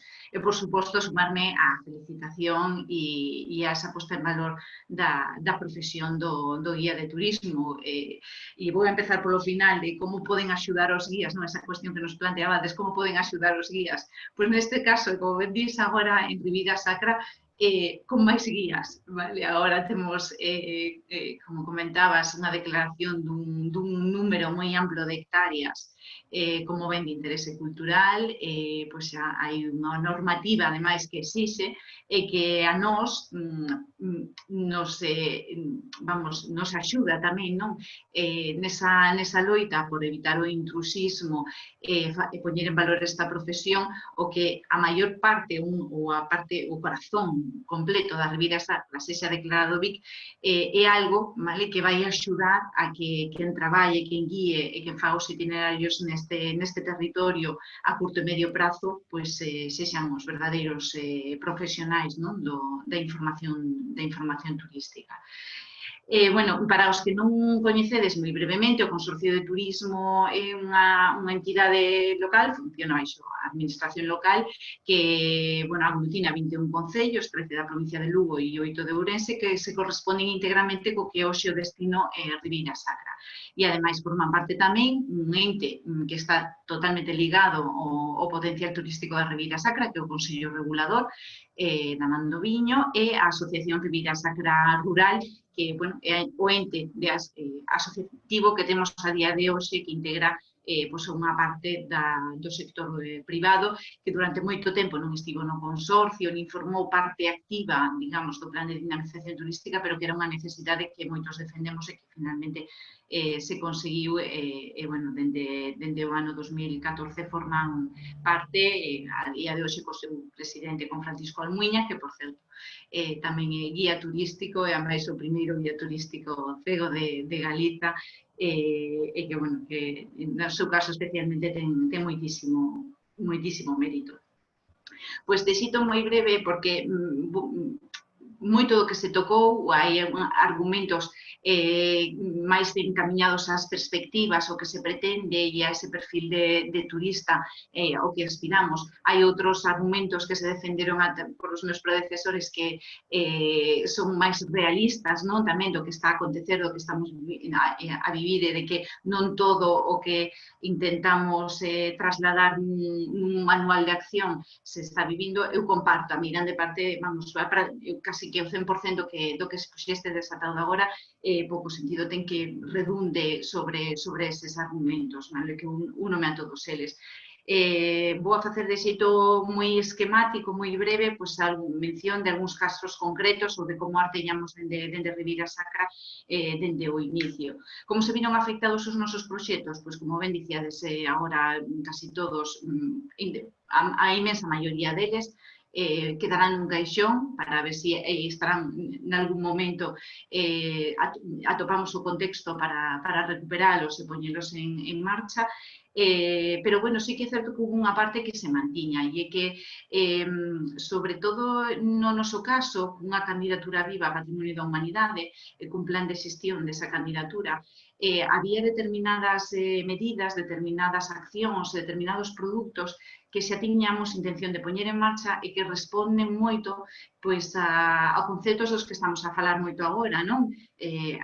As capacidades de carga, que van íntimamente ligadas ao tema dos aforos, as citas previas, traballar en pequenos formatos. Todo iso formaban parte de obxectivos dese plan de xestión que iniciábamos neste ano 2020, que rematará no 2023, e que, por lo tanto, hai medidas que puidemos sacar adiante. O que fixemos é adiantalas ou aceleralas, non? Como reaccionamos no noso caso con todo isto? Pois, mirade, entre o 12 e o 15 de marzo, bueno, habilitamos xa un tabuleiro de información COVID que estaba vamos actualizado en tempo real cunha serie de boletíns, que inundamos de certo de boletíns ao sector privado, pero que agradeceron moitísimo pola rapidez na que trasladamos a información. Iniciamos tamén unha campaña en redes sociais para manter vivo o destino de outro xeito, con baixo a marca Enjoy Ribeira Sacra. A iso foi parello unha iniciativa sobre a que levamos traballando tempo, que son os xogos de escape, convertidos en rutas de escape, e fixemos unha ruta da Ribeira Sacra, un xogo de escape online que foi un traballo tamén duro, dunha semana intensa, poñer en marcha, non crear de cero este tipo de ferramentas, e, sobre todo, habilitamos un servizo de asesoría laboral e económica para todo o sector, de xeito gratuito, que foi unha das iniciativas quizás que nas primeiras semanas se agradeceron máis por parte do sector.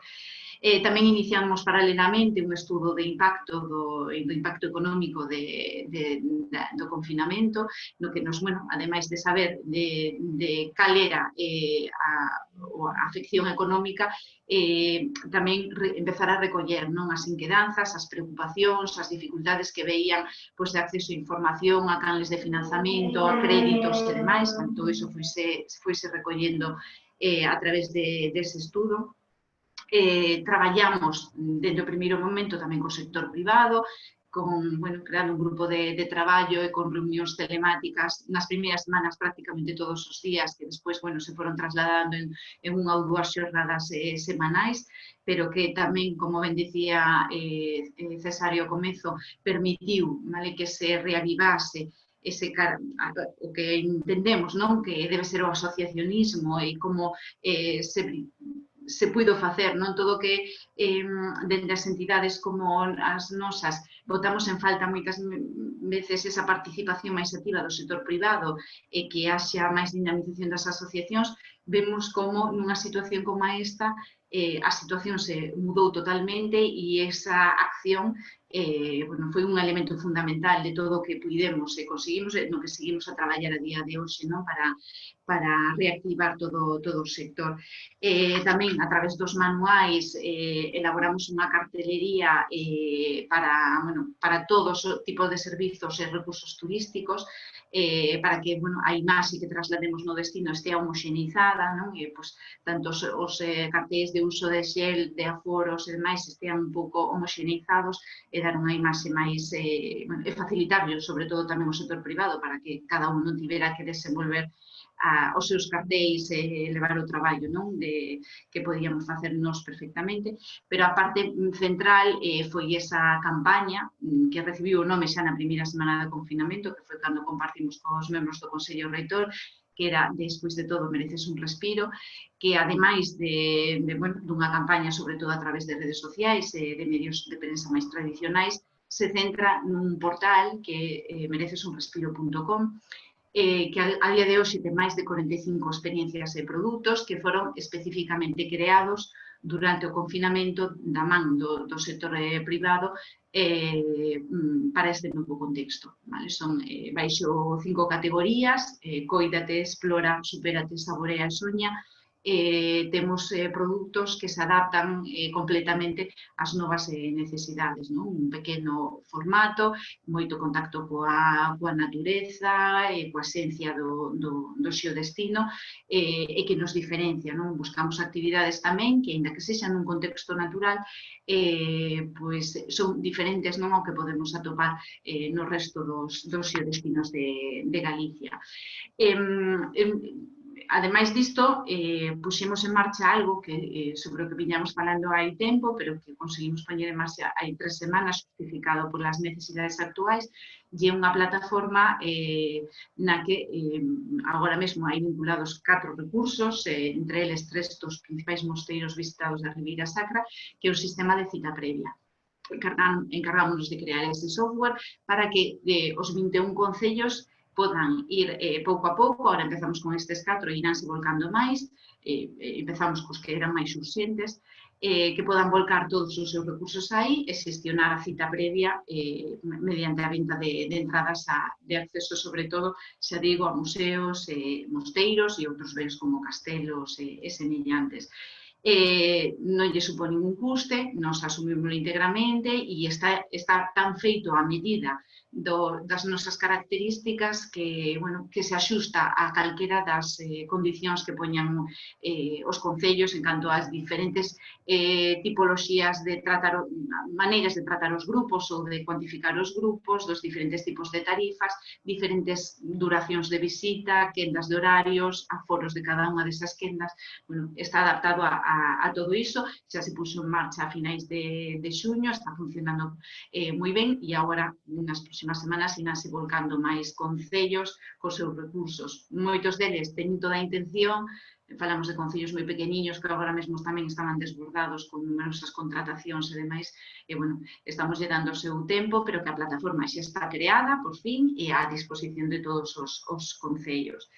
Reformulamos moitos proxectos, claro que sí. A nosa forma de traballar, por exemplo, a través do xeodestino, dos convenios de xeodestino que asinábamos sobre todo con Xunta de Galicia, a través das colaboracións das deputacións, non se centraban na realización de campañas. Os nosos orzamentos son moi modestos, moi recurtadiños. Facer unha campaña decente implicaría adicar o íntegro do noso orzamento a esa campaña e non facer nada máis, ou ben quedarnos tamén curtos no alcance desta campaña. Entón, a nosa premisa, dende hai moitos anos xa, é centrarnos na creación de produtos novidosos, e esa propia creación xa nos dará presencia nos medios de comunicación e fará que mediáticamente se nos coñeza por ese tipo de produtos.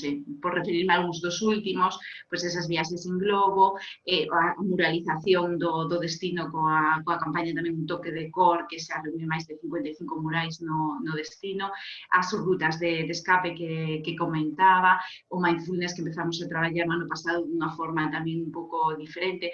A través de todos estes produtos conseguíamos esa presenza en medios e, polo tanto, estábamos actuando en dúas vertentes e nos permitía tamén crear produtos precisamente buscando ese novo perfil de turista que desexamos, do que todos falamos, pero que ás veces non costa poñer os medios e priorizamos esa cantidade frente á calidade. Pois nestes produtos que traballábamos, precisamente tamén buscábamos que o sector se fose venceñando a esa imaxe máis da sustentabilidade do propio viaxeiro, do mercado do futuro.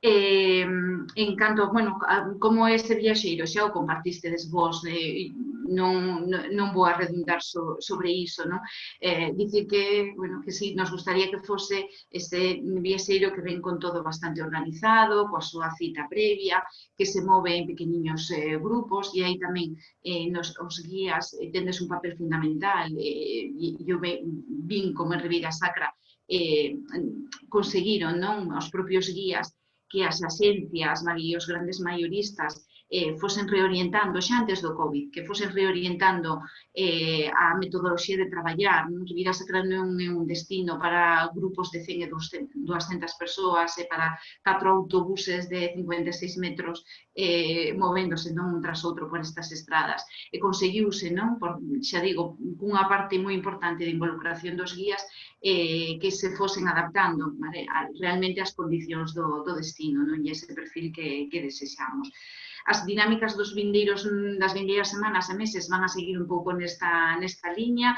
É certo que nós, con esa candidatura a Patrimonio da Humanidade, temos por diante moitas outras tarefas que non son, digamos, de creación de produto ou campaña directamente, senón que de preparación do propio destino, de diagnose e de remodelación de algúns puntos de interese, da accesibilidade dos mesmos, e vamos a estar moi centrados aí, pero no tocante a forma de traballar e de artellar a nosa campaña vai moito. Merecesunrespiro.com será a nosa carta de presentación durante as próximas semanas, tamén de cara ao outono, no que iremos subindo experiencias e produtos moi adaptados a este novo contexto e a tempadas propiamente como o de outono, que van a ter as súas características propias, e xa digo, traballando nese un pequeniño formato.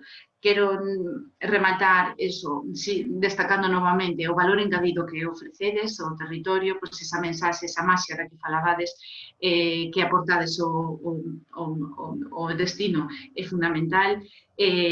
Lóxicamente, claro que todos intentamos poñer danos a man ferramentas, aplicacións e diferentes plataformas que axuden a chegar a información veraz e unha información útil aos visitantes. Pero é certo que ante unha visita guiada, penso que todas as valoracións dos visitantes unha vez abandonan Ribeira Sacra da man dun guía ao que fai por conta propia, creo que hai unha diferencia importante e a diferencia, pois, sabemos onde está. Esa mensaxe de sustentabilidade que no noso caso tamén, en toda Galicia, pero, bueno, en Ribeira Sacra eso polas características non tan particulares desa fragilidade tamén que ten, ese compromiso coa responsabilidade e a sustentabilidade está nas vosas voces. Nos podemos intentar trasladar isto a través de páxinas web en numerosos textos e intentar trasladarlo, pero a xente non é tan asidua a ler, vale, como a escoitar, e se vos escoita, vale, nos vosos discursos que se vayan lanzando estas mensaxes tamén comprenderán, non, o porqué, independentemente do COVID, o porqué de limitar os aforos, o porqué de facer unhas reservas previas e o porqué de traballar en pequeniños grupos. Non é que odiemos, nin que vamos a prohibir ou poñer barreiras aos autobuses na Ribeira Sacra, nin moito menos, pero sí, entonces que temos que intentar controlar a capacidade de carga polo propio ben do destino. Nada máis, felicitarvos por moitos foros que sei que estivestes realizando ata agora e polas xornadas, por lo que vos estades involucrando na formación e profesionalización do voso subsector. Nada, deixar tempo para Pablo e, sobre todo, para as preguntas que poda haber, que son realmente a parte destacada desta xornada. Muchísimas gracias, Alexandra. Pobre Pablo, que ahora sempre lle queda o tempo máis reducido. Pensa, Pablo, por favor, nas últimas preguntas. Sinto, pero, bueno, o último sempre ten que bailar con menos tempo. Pero nada, a todos, bueno, primeiro, evidentemente, Alexandra, gracias polo traballo e polo apoio. Despois xa falaremos así a resumo de todo isto. Pablo ten un proxecto, bueno, xa non un proxecto, porque creo que xa a estas alturas xa é maduro. Xa nos coñecemos por motivos profesionais desde hai moitos anos. Para mí é unha das grandes xoias que temos aí ocultas e descoñecidas. Eu invito-vos a todos vos, invito-vos, ademais, que a todos os vosos clientes, eu así o fixen, e realmente é sorprendente o feedback que teñen os turistas cando van a coñecer a Eurocidade. É un proxecto, non podemos vivir de espaldas a Portugal, o norte de Portugal, porque é a ventaxa que temos nos aquí. Somos dous países, pero somos un destino. É iso máis ventaxa. E, sobre todo, a Eurocidade Chaves Verín pois ofrécenos incluso 25 horas para facer turismo, que eso creo que pouca xente, poucos destinos turísticos poden ofrecer 25 horas ao día para facer turismo. Facerse unha foto ali na antigua fronteira onde teñen a sede con un pé en Portugal, un pé en Galicia, a ruta do contrabando para os senderistas, a ruta dos carboeiros, as igrexas do Románico, as castañas de Reiós, Monterrey, é dicir, é Chaves, ainda que está en Portugal, pero é tamén un destino que tedes que coñecer sí ou sí e tedes que fomentar, porque realmente, para min, eu traballei moito, loitamos moito porque a xuventude se quede ali, por eso, facer proxectos para que fagan novos recursos turísticos, para que apoyen todo eso, sobre todo eso é a miña labor con Pablo nos últimos anos, eso, implementar, eso, apoiar, gracias aos proxectos europeos, que a xuventude se quede, que non se vacíe, porque nós tamén temos a Galicia vaciada, e, sobre todo, darlle oportunidades. E o xeodestino, a Eurocidade Chaves Verín ten moito que ofrecer, desde Cabreiroá hasta as cremas hidratantes do balneario de Chaves. Tedes aí un mundo por descubrir, que vos animo a que coñezades. Pablo, cando queiras. Obrigado, Tommy. Gracias a todos. Gracias a APIT por convidarme. que está a representar, pois eu creo que ese capital humano, non, que representan os guías turísticos que sempre fan que pois un destino turístico convertase nunha experiencia turística. Dar as gracias aos contributos dos demais ponentes que estiven escoitando detenidamente. Saudar especialmente ao presidente do Cluster de Galicia, Cesario, bo amigo, que sempre está aí en todos os webinars durante esta crise, máis presente que nunca. Eu pronto vou explicar máis que un proxecto, xa é unha estructura de cooperación, non? Un destino que se está a desenvolver entre Galicia e Norte de Portugal, como decía Tomi, non poden estar de costas, máis que nunca agora no COVID, o que fomentar esas complementariedades do destino, sumar masa crítica, sumar un destino con máis recursos, e por aos empresarios, conseguir que os empresarios teceran redes de confianza, porque en cooperación sen confianza non podemos progresar, para crear paquetes turísticos conxuntos. Gustaríame partillar a pantalla aquí, básicamente non por alargarme, que vou ser breve, pero sí porque sempre dá mellor sabes para... hacerlo, ¿no? Sabes facelo, non, Pablo? Sí. Vale. Estás Vale, habilitado, pues, así non tens problema. Perfecto. Pois nada, un pouco aquí reproducir. Bueno, un pouco situarnos, non, este exemplo claro de cooperación transfronteriza da Eurocidade de Charles Verín, bueno, do destino Charles Verín, co claim Eurocidade da Agua, e as submarcas que creamos neste territorio, un pouco para orientarnos onde estamos, non? Esa Eurocidade de Charles Verín, que son 2 países nun destino, e aquí estamos, no fin, somos o corazón da Eurorrexión Galicia Norte Portugal, un territorio transfronterizo que vive das complementariedades dos recursos turísticos, da creación de produto turístico transfronterizo, que está moi ben conectado, como podedes ver, 3 aeroportos en Galicia, o noso aeroporto principal que está en Oporto, Sa Carneiro, todos, salvo de Coruña, que está máis lonxe, todos a menos de unha hora, 20 minutos, hora e media, do aeroporto de Oporto, que xa sabedes que ten 14 millóns de pasaxeiros ao ano, os 3 galegos non chegan a 5, aquí xa estamos a ver unha asimetría que hai na Eurorrexión de Galicia Norte de Portugal, e para nós é importante traer turismo de Porto, chegue a Chaves e cruce a fronteira para Verín o resto de Ourense, e unha futura estación do AVE a 20 minutos na Gudiña, nas portas de Galicia. Bueno, unha Eurocidade que ten 60.000 habitantes, pero que no verán entre a inmigración e os turistas pois triplica esa población. E o noso ente xestor, que non é un ente xestor específico de turismo, nós somos un consorcio transfronterizo, un agrupamento de municipios, e a vantaxe que ten sobre un consorcio tradicional pois é que temos personalidade xurídica nos 2 países. Por lo tanto, unha única estrutura baseada nun regulamento europeo que nos permite pois desenvolver proxectos europeos nos 2 países. Este consorcio, esta agrupación, está formada polos municipios de Chaves e Verín e recibe un 75% de financiación comunitaria con todos os proxectos que nos vamos acadando. Bueno, aquí podedes ver, nós estamos na antiga aduana, antiga alfándega española, un edificio que estaba así no 2012, un edificio que está agora, que é o kilómetro cero da Eurocidade, que é un edificio simbólico que se antes simbolizaba a separación, hoxe simboliza esa unión, ese traballo en conxunto entre os 2 municipios. Moitas veces en España, e por eso somos caso de éxito,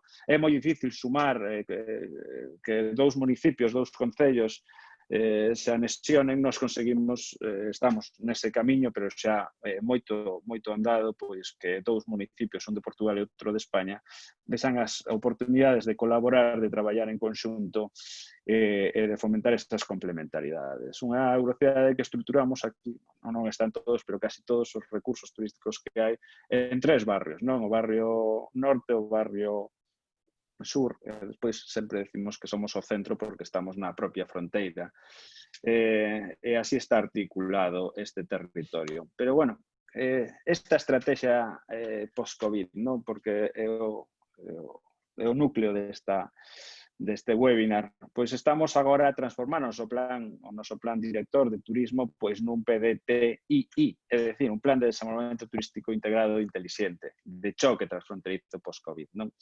Que leva pois a coordinación e monitorización dos fluxos de información turística, a comunicación cos colaboradores, turistas actuales e futuros. Hai que dar a mensaxe que seguimos aquí nun destino de fronteira, un destino seguro, reforzar a formación, o plan de formación online, adaptar a marca de destino seguro, destino transfronterizo. Estamos creando tamén un manual de boas prácticas, porque sabedes que Portugal foi o primeiro país da Unión Europea que recibiu o selo Clean and Safe.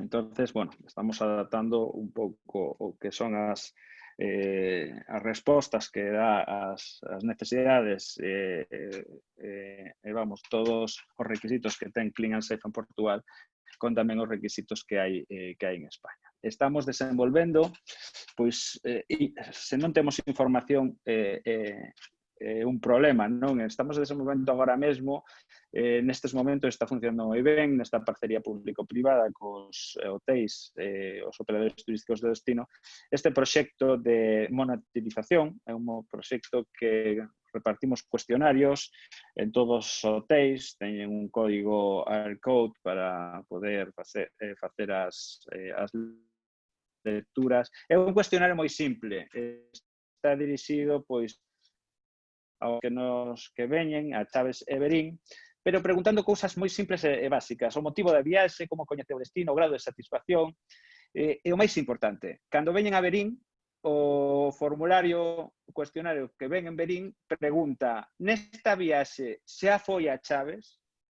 E os que veñen a Chaves, neses cuestionarios, ten a pregunta inversa, nesta viaxe xa foi a Verín?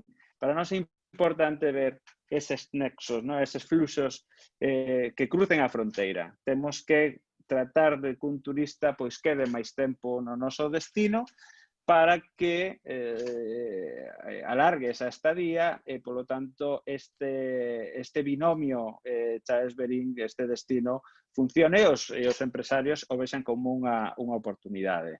Porque, no fin, isto é dirixido aos guías de turismo, temos unha historia definida pola nosa fronteira, por nosos castelos e fortalezas nos dous lados da fronteira, polas nosas tradicións, Entroido, Feria dos Santos, tradición romana en Chaves, pola nosa etnogastronomía, pola nosa gastronomía que é moi rica, en base a esa gastronomía, pois, como a toda Galicia, norte de Portugal, pois nos visitan. Tamén esas rexións vinícolas de Monterrey, de Trás-os-Montes. Eu estou a mostrar isto para que vexan as oportunidades que hai de mostrar un destino, unha xestión conxunta dun destino e que hai moito máis que ofrecer cando ofreces dous países un destino, non? E así creamos a nosa marca, Chaves-Verín, a Autoridade da Agua, somos o territorio da Península Ibérica con maior concentración de agua medicinal. E esas 25 horas que decía Tomi, pois sí, nun destino transfronterizo que amaneces no castelo de Monterrey, no Parador, vas a darte un baño ás termas de Chaves, acabas en Vidago xogando golf, volves a Cabreiroa, pois a ver as aguas, no fin do día acabas por sumar unha hora pola diferencia horaria. É un tema de marketing, é un storytelling, é necesario, nun destino de fronteira é máis necesario que en ningún outro destino. Que fixemos? Pois aquí vedes que nos creamos uniformización do destino. É importante que os turistas que chegan por Portugal, é dicir, por Chaves ou Vidago ou por Verín, cheguen á Eurocidade de Chaves-Verín. Por eso creamos a primeira rede de información turística, non? Conxunta, con personal preparado nos 3 postos de turismo que den información de todo o territorio, non só do territorio local. Non, se chegan polo norte hai que dar información de todo o territorio, se chegan polo sur, por Portugal, hai que dar información de todos os recursos e todos os produtos turísticos que hai do territorio. Por iso este traballo de uniformización dos postos de turismo, o mesmo layout e a mesma sinaléctica foi moi importante. Creación de rutas para que atravesen a fronteira, vayan de norte a sur, de sur a norte. Temos que crear rutas de valor que permitan que estes fluxos se podan desenvolver. Así creamos a ciclovía do Támega, esa ciclovía que conecta Chaves Verín a través do río Támega, que a diferencia do Miño ou do Guadiana, pois é un río que conecta dúas cidades. O Camiño de Santiago Interior Portugués, importante neste Xacobeo 2021 do ano que ven, esta promoción do Camiño de Santiago Portugués que ven desde Viseu e xuntas en Verín co Camiño da Plata. Por lo tanto, dous países, un destino, dous camiños, no fin, acaba por ser un nexo de unión de moitas temáticas, de moitos recursos que fan a Eurocidade de Chaves Verín pois máis especial. O Camiño do Contrabando, unha experiencia vivencial da raya, temática e ademais que envolve a población local, as rutas das bicicletas polos nosos castelos e fortalezas, o birdwatching que está a ter tamén boa acollida, ou a nosa serie de televisión que acabou por formar unha ruta polas localizacións onde foi rodada esta serie, esta coproducción galega-portuguesa. E, por suposto, a gastronomía e viños. É dicir, non hai destino que se prece que non teña unha boa ruta enogastronómica. E, por último, este inmenso patrimonio minero-medicinal e termal que nos unimos a través deste mapa termal. Isto é moi ben definido para eses guías turísticos que lles damos a oportunidade de coñecer estas fontes, estas buvets, e participar tamén no que o noso xogo. Algúns balnearios, como en Verín, Caldeliñas, que eran unha ruína, transformámoslo nunha experiencia de realidade aumentada. Cando non hai diñeiro, hai que ter imaginación, implementamos imaginación para darlle valor a esta ruta. Bueno, somos caso de éxito tamén de moitas delegacións internacionais que veñen a ver esta ruta termal e da agua. E bueno, toda a componente termal que hai ao redor, como o Parque de Pedras Salgadas, as termas de Chaves, campos de golf, casino. No fin, o destino acaba por ter unha serie de recursos conxuntos que fan forza, danlle valor ao destino e fan que os turistas pois teñan máis simpatía por vir a visitarnos nos programas de termalismo social. 7 aguas, 7 botellas de agua, que a xente non sabía que había 7 botellas de agua, pero sí que hai 6 plantas que embotellan agua na nosa Eurocidade, todas na Carta de Aguas. Facemos parte da rede europea de cidades termais históricas, con Budapest, con Vichy, con Bath, e todo isto gracias a ser unha Eurocidade e sumar recursos en torno sumar recursos turísticos en torno ao noso recurso principal que é a agua termal, e por iso creamos o Itinerario Cultural Europeo, a Rota Termal e da Agua, que é o noso recurso principal. Esta ruta que atravesa España e Portugal, podes facerse a coche, a bicicleta ou a pé polo Camiño de Santiago, pois permite ao visitante pois a través dun pasaporte que nos damos poder ir sellando nos diferentes, un kit que damos con un vaso plegable, un pasaporte, permite ir sellando nos diferentes selos que hai nas diferentes fontes, e no fin damos un diploma de embaixador ou embaixadora da nosa ruta, das nosas aguas. Está de saber que son todo componentes transfronterizas, componentes que o que tratan é de que a xente que nos visita veña, ultrapasa a fronteira, permanezca máis días, alargue a estadía, e despois que é un destino de interior, un destino seguro, un destino que non está masificado, e que ten unha temática de saúde e benestar pois moi focalizado. Este é o pasaporte que hai que cubrir os 6 selos para que te den o pasaporte. É dicir, se cubres os 6 selos, hai que atravesar esta fronteira. Da igual que chegues por Portugal e chegues por Galicia, atravesar esta fronteira, por lo tanto, fixeste unha ruta transfronteriza e viviste esas 25 horas. Sinalética en todo o territorio, sinalética sempre uniforme en todo o territorio, en portugués, en inglés, en español.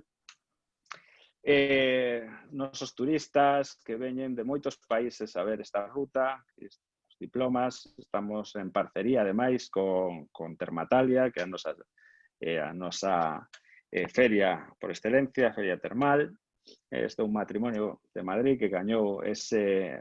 porque non vos contei, no fin do ano, pois todos eses embaixadores participan nun sorteo dunha estancia termal en Chaves Verín.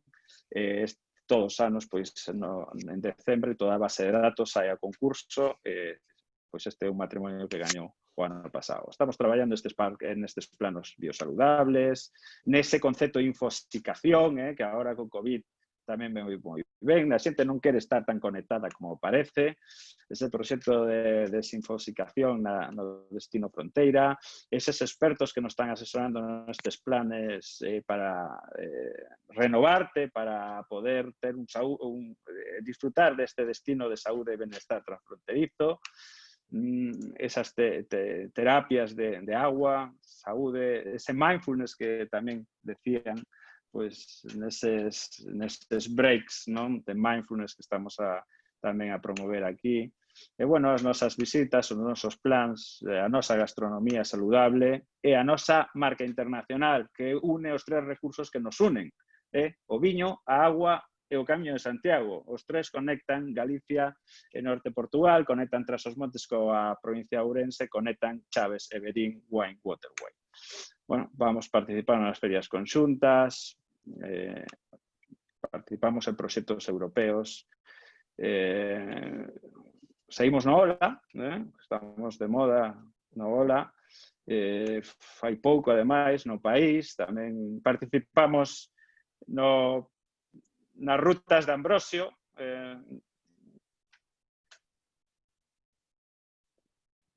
tamén estamos nas revistas internacionais con Latinoamérica, nos nosos parceiros de Latinoamérica, 25 horas de experiencias na fronteira España e Portugal, os camións de contrabando como caso de éxito de produto de turismo experiencial transfronterizo, nesta pandemia COVID continuamos con os empresarios, fixemos viaxes virtuais pola Eurocidade de Chaves Verín, convidamos os empresarios a que fixesen de guías turísticos virtuais, e, bueno, todo que é a suma do destino, pois, imaginaros, superamos as 3.000 camas, gracias á parcería Chaves Verín, Vidago, pois, claro, estamos a un nivel que podemos competir contra outros destinos, porque temos hotéis de 5 estrelas gran luxo, casinos, ata campings e apartamentos turísticos.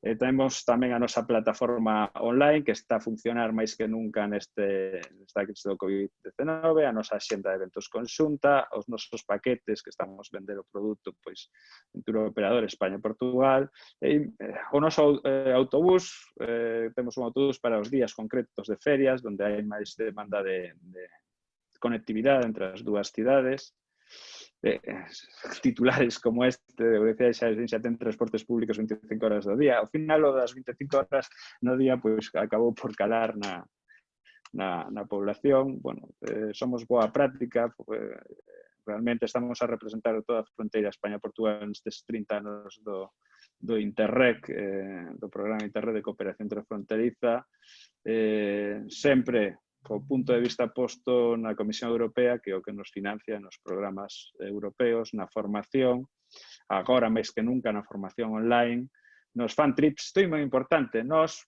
poñemos en contacto os empresarios dun lado e de outro da fronteira para que sepan o que hai a un lado e outro da fronteira. Montamos aos empresarios de Verín un autobús, aos recepcionistas, a xente dos restaurantes, montámonos un autobús, levámonos a Chaves para que coñezan todo o que hai en Chaves, para que os turistas que chegan a Verín non se vayan ao día seguinte, non, continúe a Chaves, que hai moito que les podemos seguir ofrecendo ali, así que continúe unha ou dúas noites máis con nós. Por exemplo, o Parador de Verín xa ofrece pois un paquete con termas de Chaves, ou termas de Chaves, ou un hotel de Chaves ofrece un paquete, un aloxamento con unha visita a unha adega de Verín. Eso é o que crea as complementariedades, eso é o que crea un tecido de confianza entre os nosos empresarios.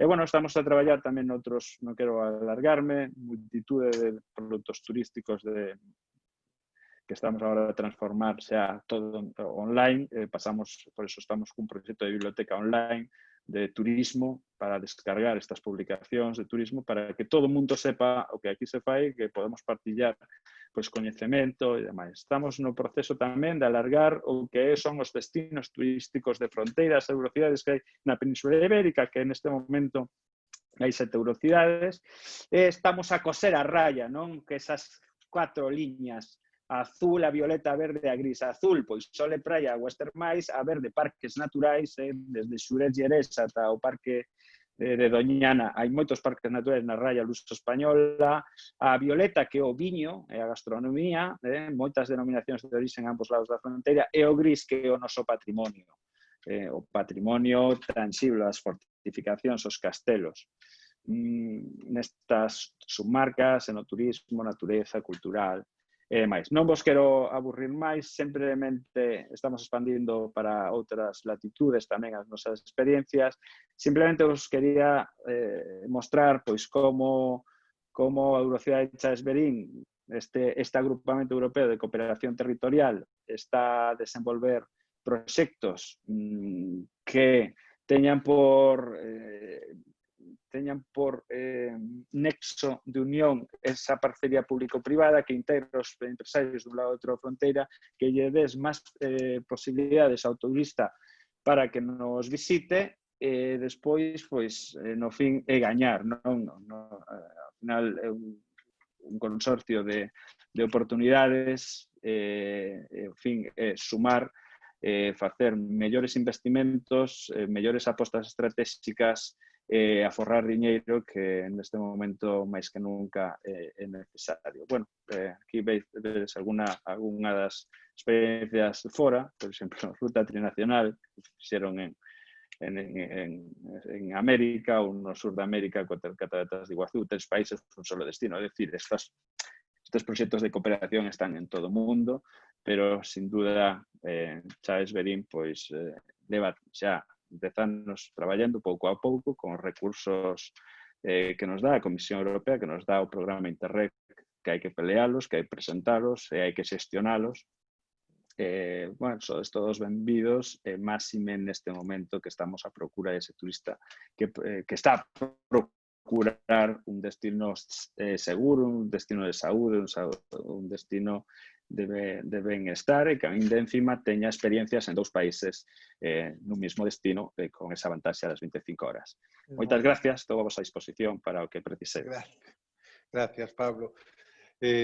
Bueno, agora tes que deixar de compartir para ver, porque ao final, eso, pero bueno, xa estás acostumbrados, sempre se vai largando todo un pouquiño, así que vamos a pasar por simplemente un pequeno resumen que, bueno, creo que vos quedou claro, despois paso a ver as vosas preguntas, pero creo que quedou claro, evidentemente, que somos profesionais, que estamos aí, que somos capaces, que temos que transmitir a esencia nas nosas viaxes, temos que transmitir a nosa cultura, o noso idioma e todo eso que realmente outras persoas que non están capacitadas para elo non poden facelo. Por eso nós loitamos dende o colectivo sempre que o sepan os ponentes de hoxe pola nosa profesionalización, ata agora íbamos facendo nós como ben sabíamos, e con foros, con formación e con todo.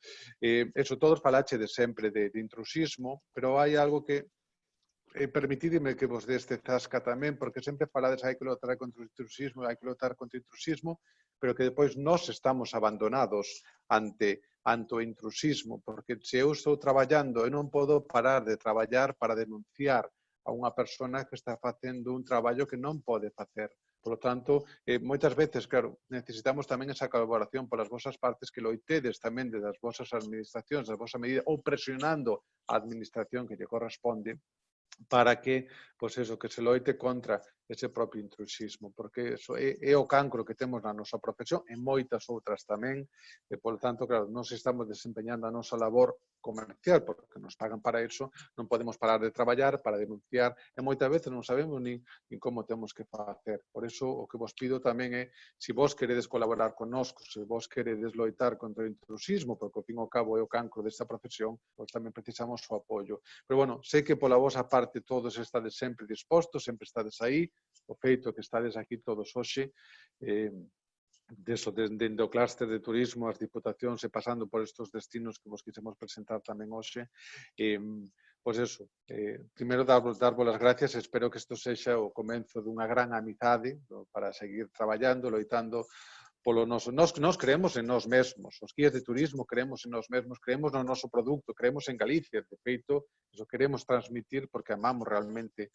E o que non o ame, pois creo que escolleu a profesión equivocada, porque con isto non te faz rico. Bueno, menos nestes momentos, ao fin e ao cabo, pero realmente máis unha A veces somos máis ONGs da nosa cultura que outra cousa. Pero eso, pedirvos todo eso. Vou a pasar a ler as preguntas rápido, máis que nada para que, porque se empeza a falar eu despois, estou recopilando todo máis ou menos, as mayúsculas. Bueno, primeiro Joaquín Ruibal, que dice bravo Xosé Regueira por loitar contra todo gratis.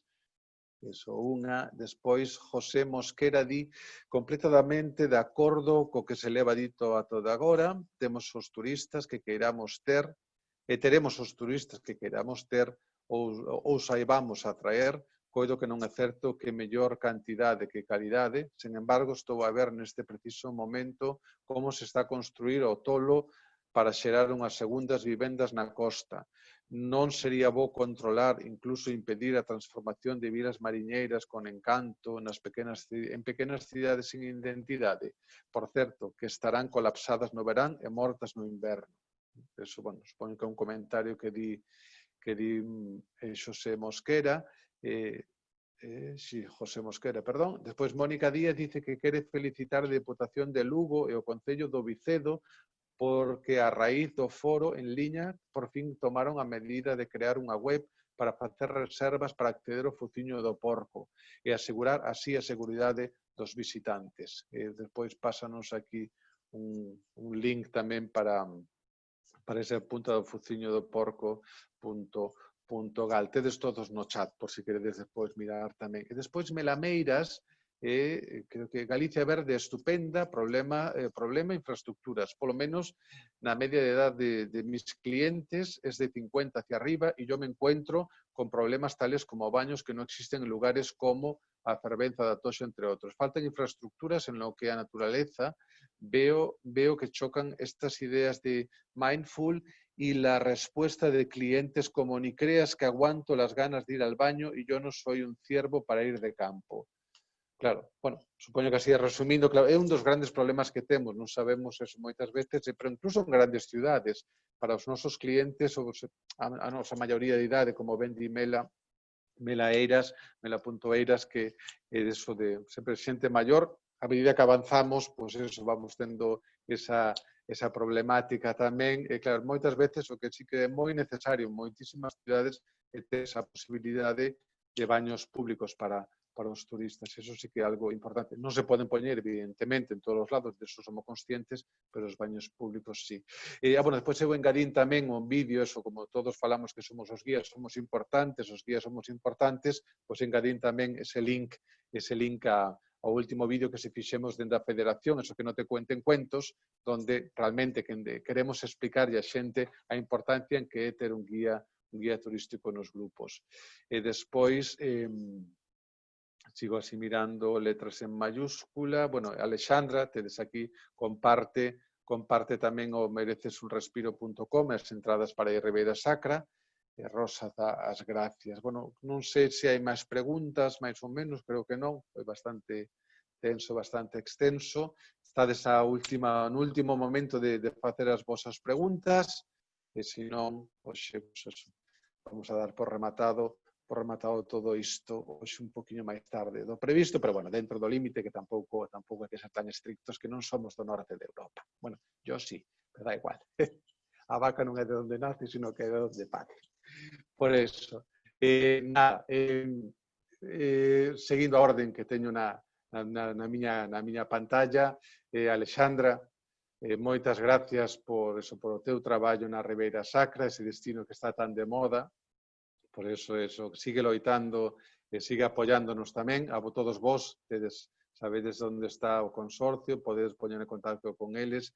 Eso, espero que colaboremos por eso, porque ese territorio Vic non perda a súa esencia, que é o máis importante.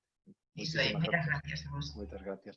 A Pablo, gracias tamén por demostrar, por enseñarnos ese... Supoño que moitos de vos non coñecedes ese... Non me gusta chamarlle produtos, sino ese destino, como é a cidade, a Eurocidade, unha das dúas que temos. A Eurocidade Berín Chaves é un destino que vos invito a aproveitade, a mellor pois agora no inverno no Brao non, pero bueno, despois no inverno cando cairades é un destino maravilloso. Eso, como di el, podemos ir desde Monterrey ata ata Vidago, recorrendo, es un bicicleta, aparte incluso, porque eu teño feito moitísimos nos proxectos que facemos de revalorización, en bicicleta, camiñando, no Camiño de Santiago, necosendas, o birding, e todo, é unha maravilla, realmente, como turismo familiar, é maravilloso. Para levar os vosos fillos, recomendo-vos, porque tedes actividades por todos os lados, e descubrides tamén, por parte, que Verín é moito máis que Carnaval. Fíxose famoso por eso, pero hai moitas máis cousas que facer en Verín Chaves, que ir ao Carnaval. Eso é moi importante. Pois moitas gracias, Pablo, pola túa presentación. Bueno, eso sei que decide Xosé Regueira, que non tivera dito xa antes, eso sigue así, que realmente ca coherencia, que a mí o que máis... Para mí é un placer sempre escoitar a Xosé Regueira, espero que para vos tamén, e iso temos tamén na figura do vicepresidente da Diputación, tamén como nas outras, evidentemente, un gran defensor da nosa profesión. Moitas gracias, Xosé. Grazas a vos, un placer, seguimos falando, que para eso estamos. E que o pases ben en Sofán, en Carballo. Es que Carballo, así, despois xa se direi despois. Pilar, bueno, non sei se está conectado ou non, como tiene reunión, pero bueno, estarán as súas asesoras que transmitirán, evidentemente, primeiro o agradecemento pola súa colaboración connosco tamén, pola profesionalización dos guías de turismo, dos compañeiros de Lugo, porque turísticamente, eso se sabemos todos, hai máis vida a la de Santiago, que é importante, é unha das grandes loitadoras tamén polo seu, pois eso, por unha parte Pilar, e pola outra na Laura. Na Laura tamén, que nos apoia. Bueno, tamén teño que decir que sodes os máis difíciles de contactar, que tamén nos costou Dios e ayuda, e ainda temos unha reunión pendiente, eu sigo aí, insiste, que sepades que sodes os últimos. Pois o arranxamos rapidamente, de verdad. Por eso, xa sei que, bueno, a veces... Igualmente, sobre todo polo vosso apoio, e ánimo tamén para todas as Rías Baixas, entre outros destinos, como xa sabedes, e sobre todo, bueno, destinos de Pontevedra, que é unha das grandes joyas, a Vigo, é dicir, bueno, Pontevedra ten moito que ofrecer, incluso Caldas de Reis, non vos especiades de Caldas de Reis, que é un jardín que é digno de admirar, unha cascada que é digna de admirar, e eso, yo, porque como te soy de allí, pues tamén teño que vender o meu ao fin ao cabo. Por eso, e xa por último, e non por menos importante, a Cesario, polo teu traballo, bueno, non está presente, pero tamén creo que de bien agradecido, de bien nacido ser agradecido. Evidentemente, o que tiene que decir Cesario xo dixen, que estivo ao pie do cañón de domingo a domingo, sempre aí, sempre loitando polo noso, defendendo polo noso. Eu teño que dicir, todas as protestas, xa para falar de sempre do negativo, o malo que lle dic, el sempre estivo aí defendendo e apoiándonos. Evidentemente, tamén me gusta decirlle o bo tamén, pero eso, moitas veces non nos acordamos dos xestores, dos que están aquí, cando temos que protestar, pero creo que tamén a moitas veces tamén teremos que acordarnos deles cando teñamos que darlle as gracias, porque tamén hai moitas cosas que fan. É Cesario, estivo traballando moito. Por eso, moitas gracias, Cesario. E creo que tamén é digno, ainda que non este aquí presente, non foi invitada, porque non estaba pensado para eso, pero aproveito tamén a ocasión, xa que falo de todos, pois creo que darlle tamén un aplauso ao traballo que fixo Navacastro tamén polo noso colectivo, porque se estamos aquí tamén, se podemos reunirnos e temos os cartos para toda esta xestión que temos aquí, para unha plataforma, para facer estes vídeos, tamén é porque ela se implicou en todo isto. É dicir, non foi invitada porque non era momento nin nada, por eso, pero simplemente creo que é xusto tamén darlle as gracias, e sobre todo nese traballo dos protocolos COVID, e creo que todos os que estades aquí, supoño que sufriríades, eu sempre eu digo a ela tamén directamente, que sufriríades os seus WhatsApps e as súas chamadas ás 11 da noite. Pero bueno, eu xa dixe que unha de dúas, ou gaña COVID ou gana Navacastro, porque non sei onde sacan tanta enerxía. Pero bueno, por eso quería agradecer en público tamén a todos vos, porque realmente, gracias a isto, sentímonos apoyados, creo que salimos reforzados, e a todos os compañeros que estades aí, gracias, ánimo, é o momento de loitar, é o momento de estar unidos, non é o momento de enzofar a ninguén, e, polo tanto, gracias por todo. Eso, e boa fin de semana. Vémonos na próxima formación, o próximo mércoles, non vos esquezades, que tedes a nosa página web, formación.guiasdegalicia.org, é un seminario super interesante, recomendo vos a a todos que vos matriculedes, porque realmente imos aprender moito, moito do poñente que temos o próximo mércores. Gracias a todos, deixo vos xa para a hora do aperitivo e despois, eso, feliz fin de semana. Gracias.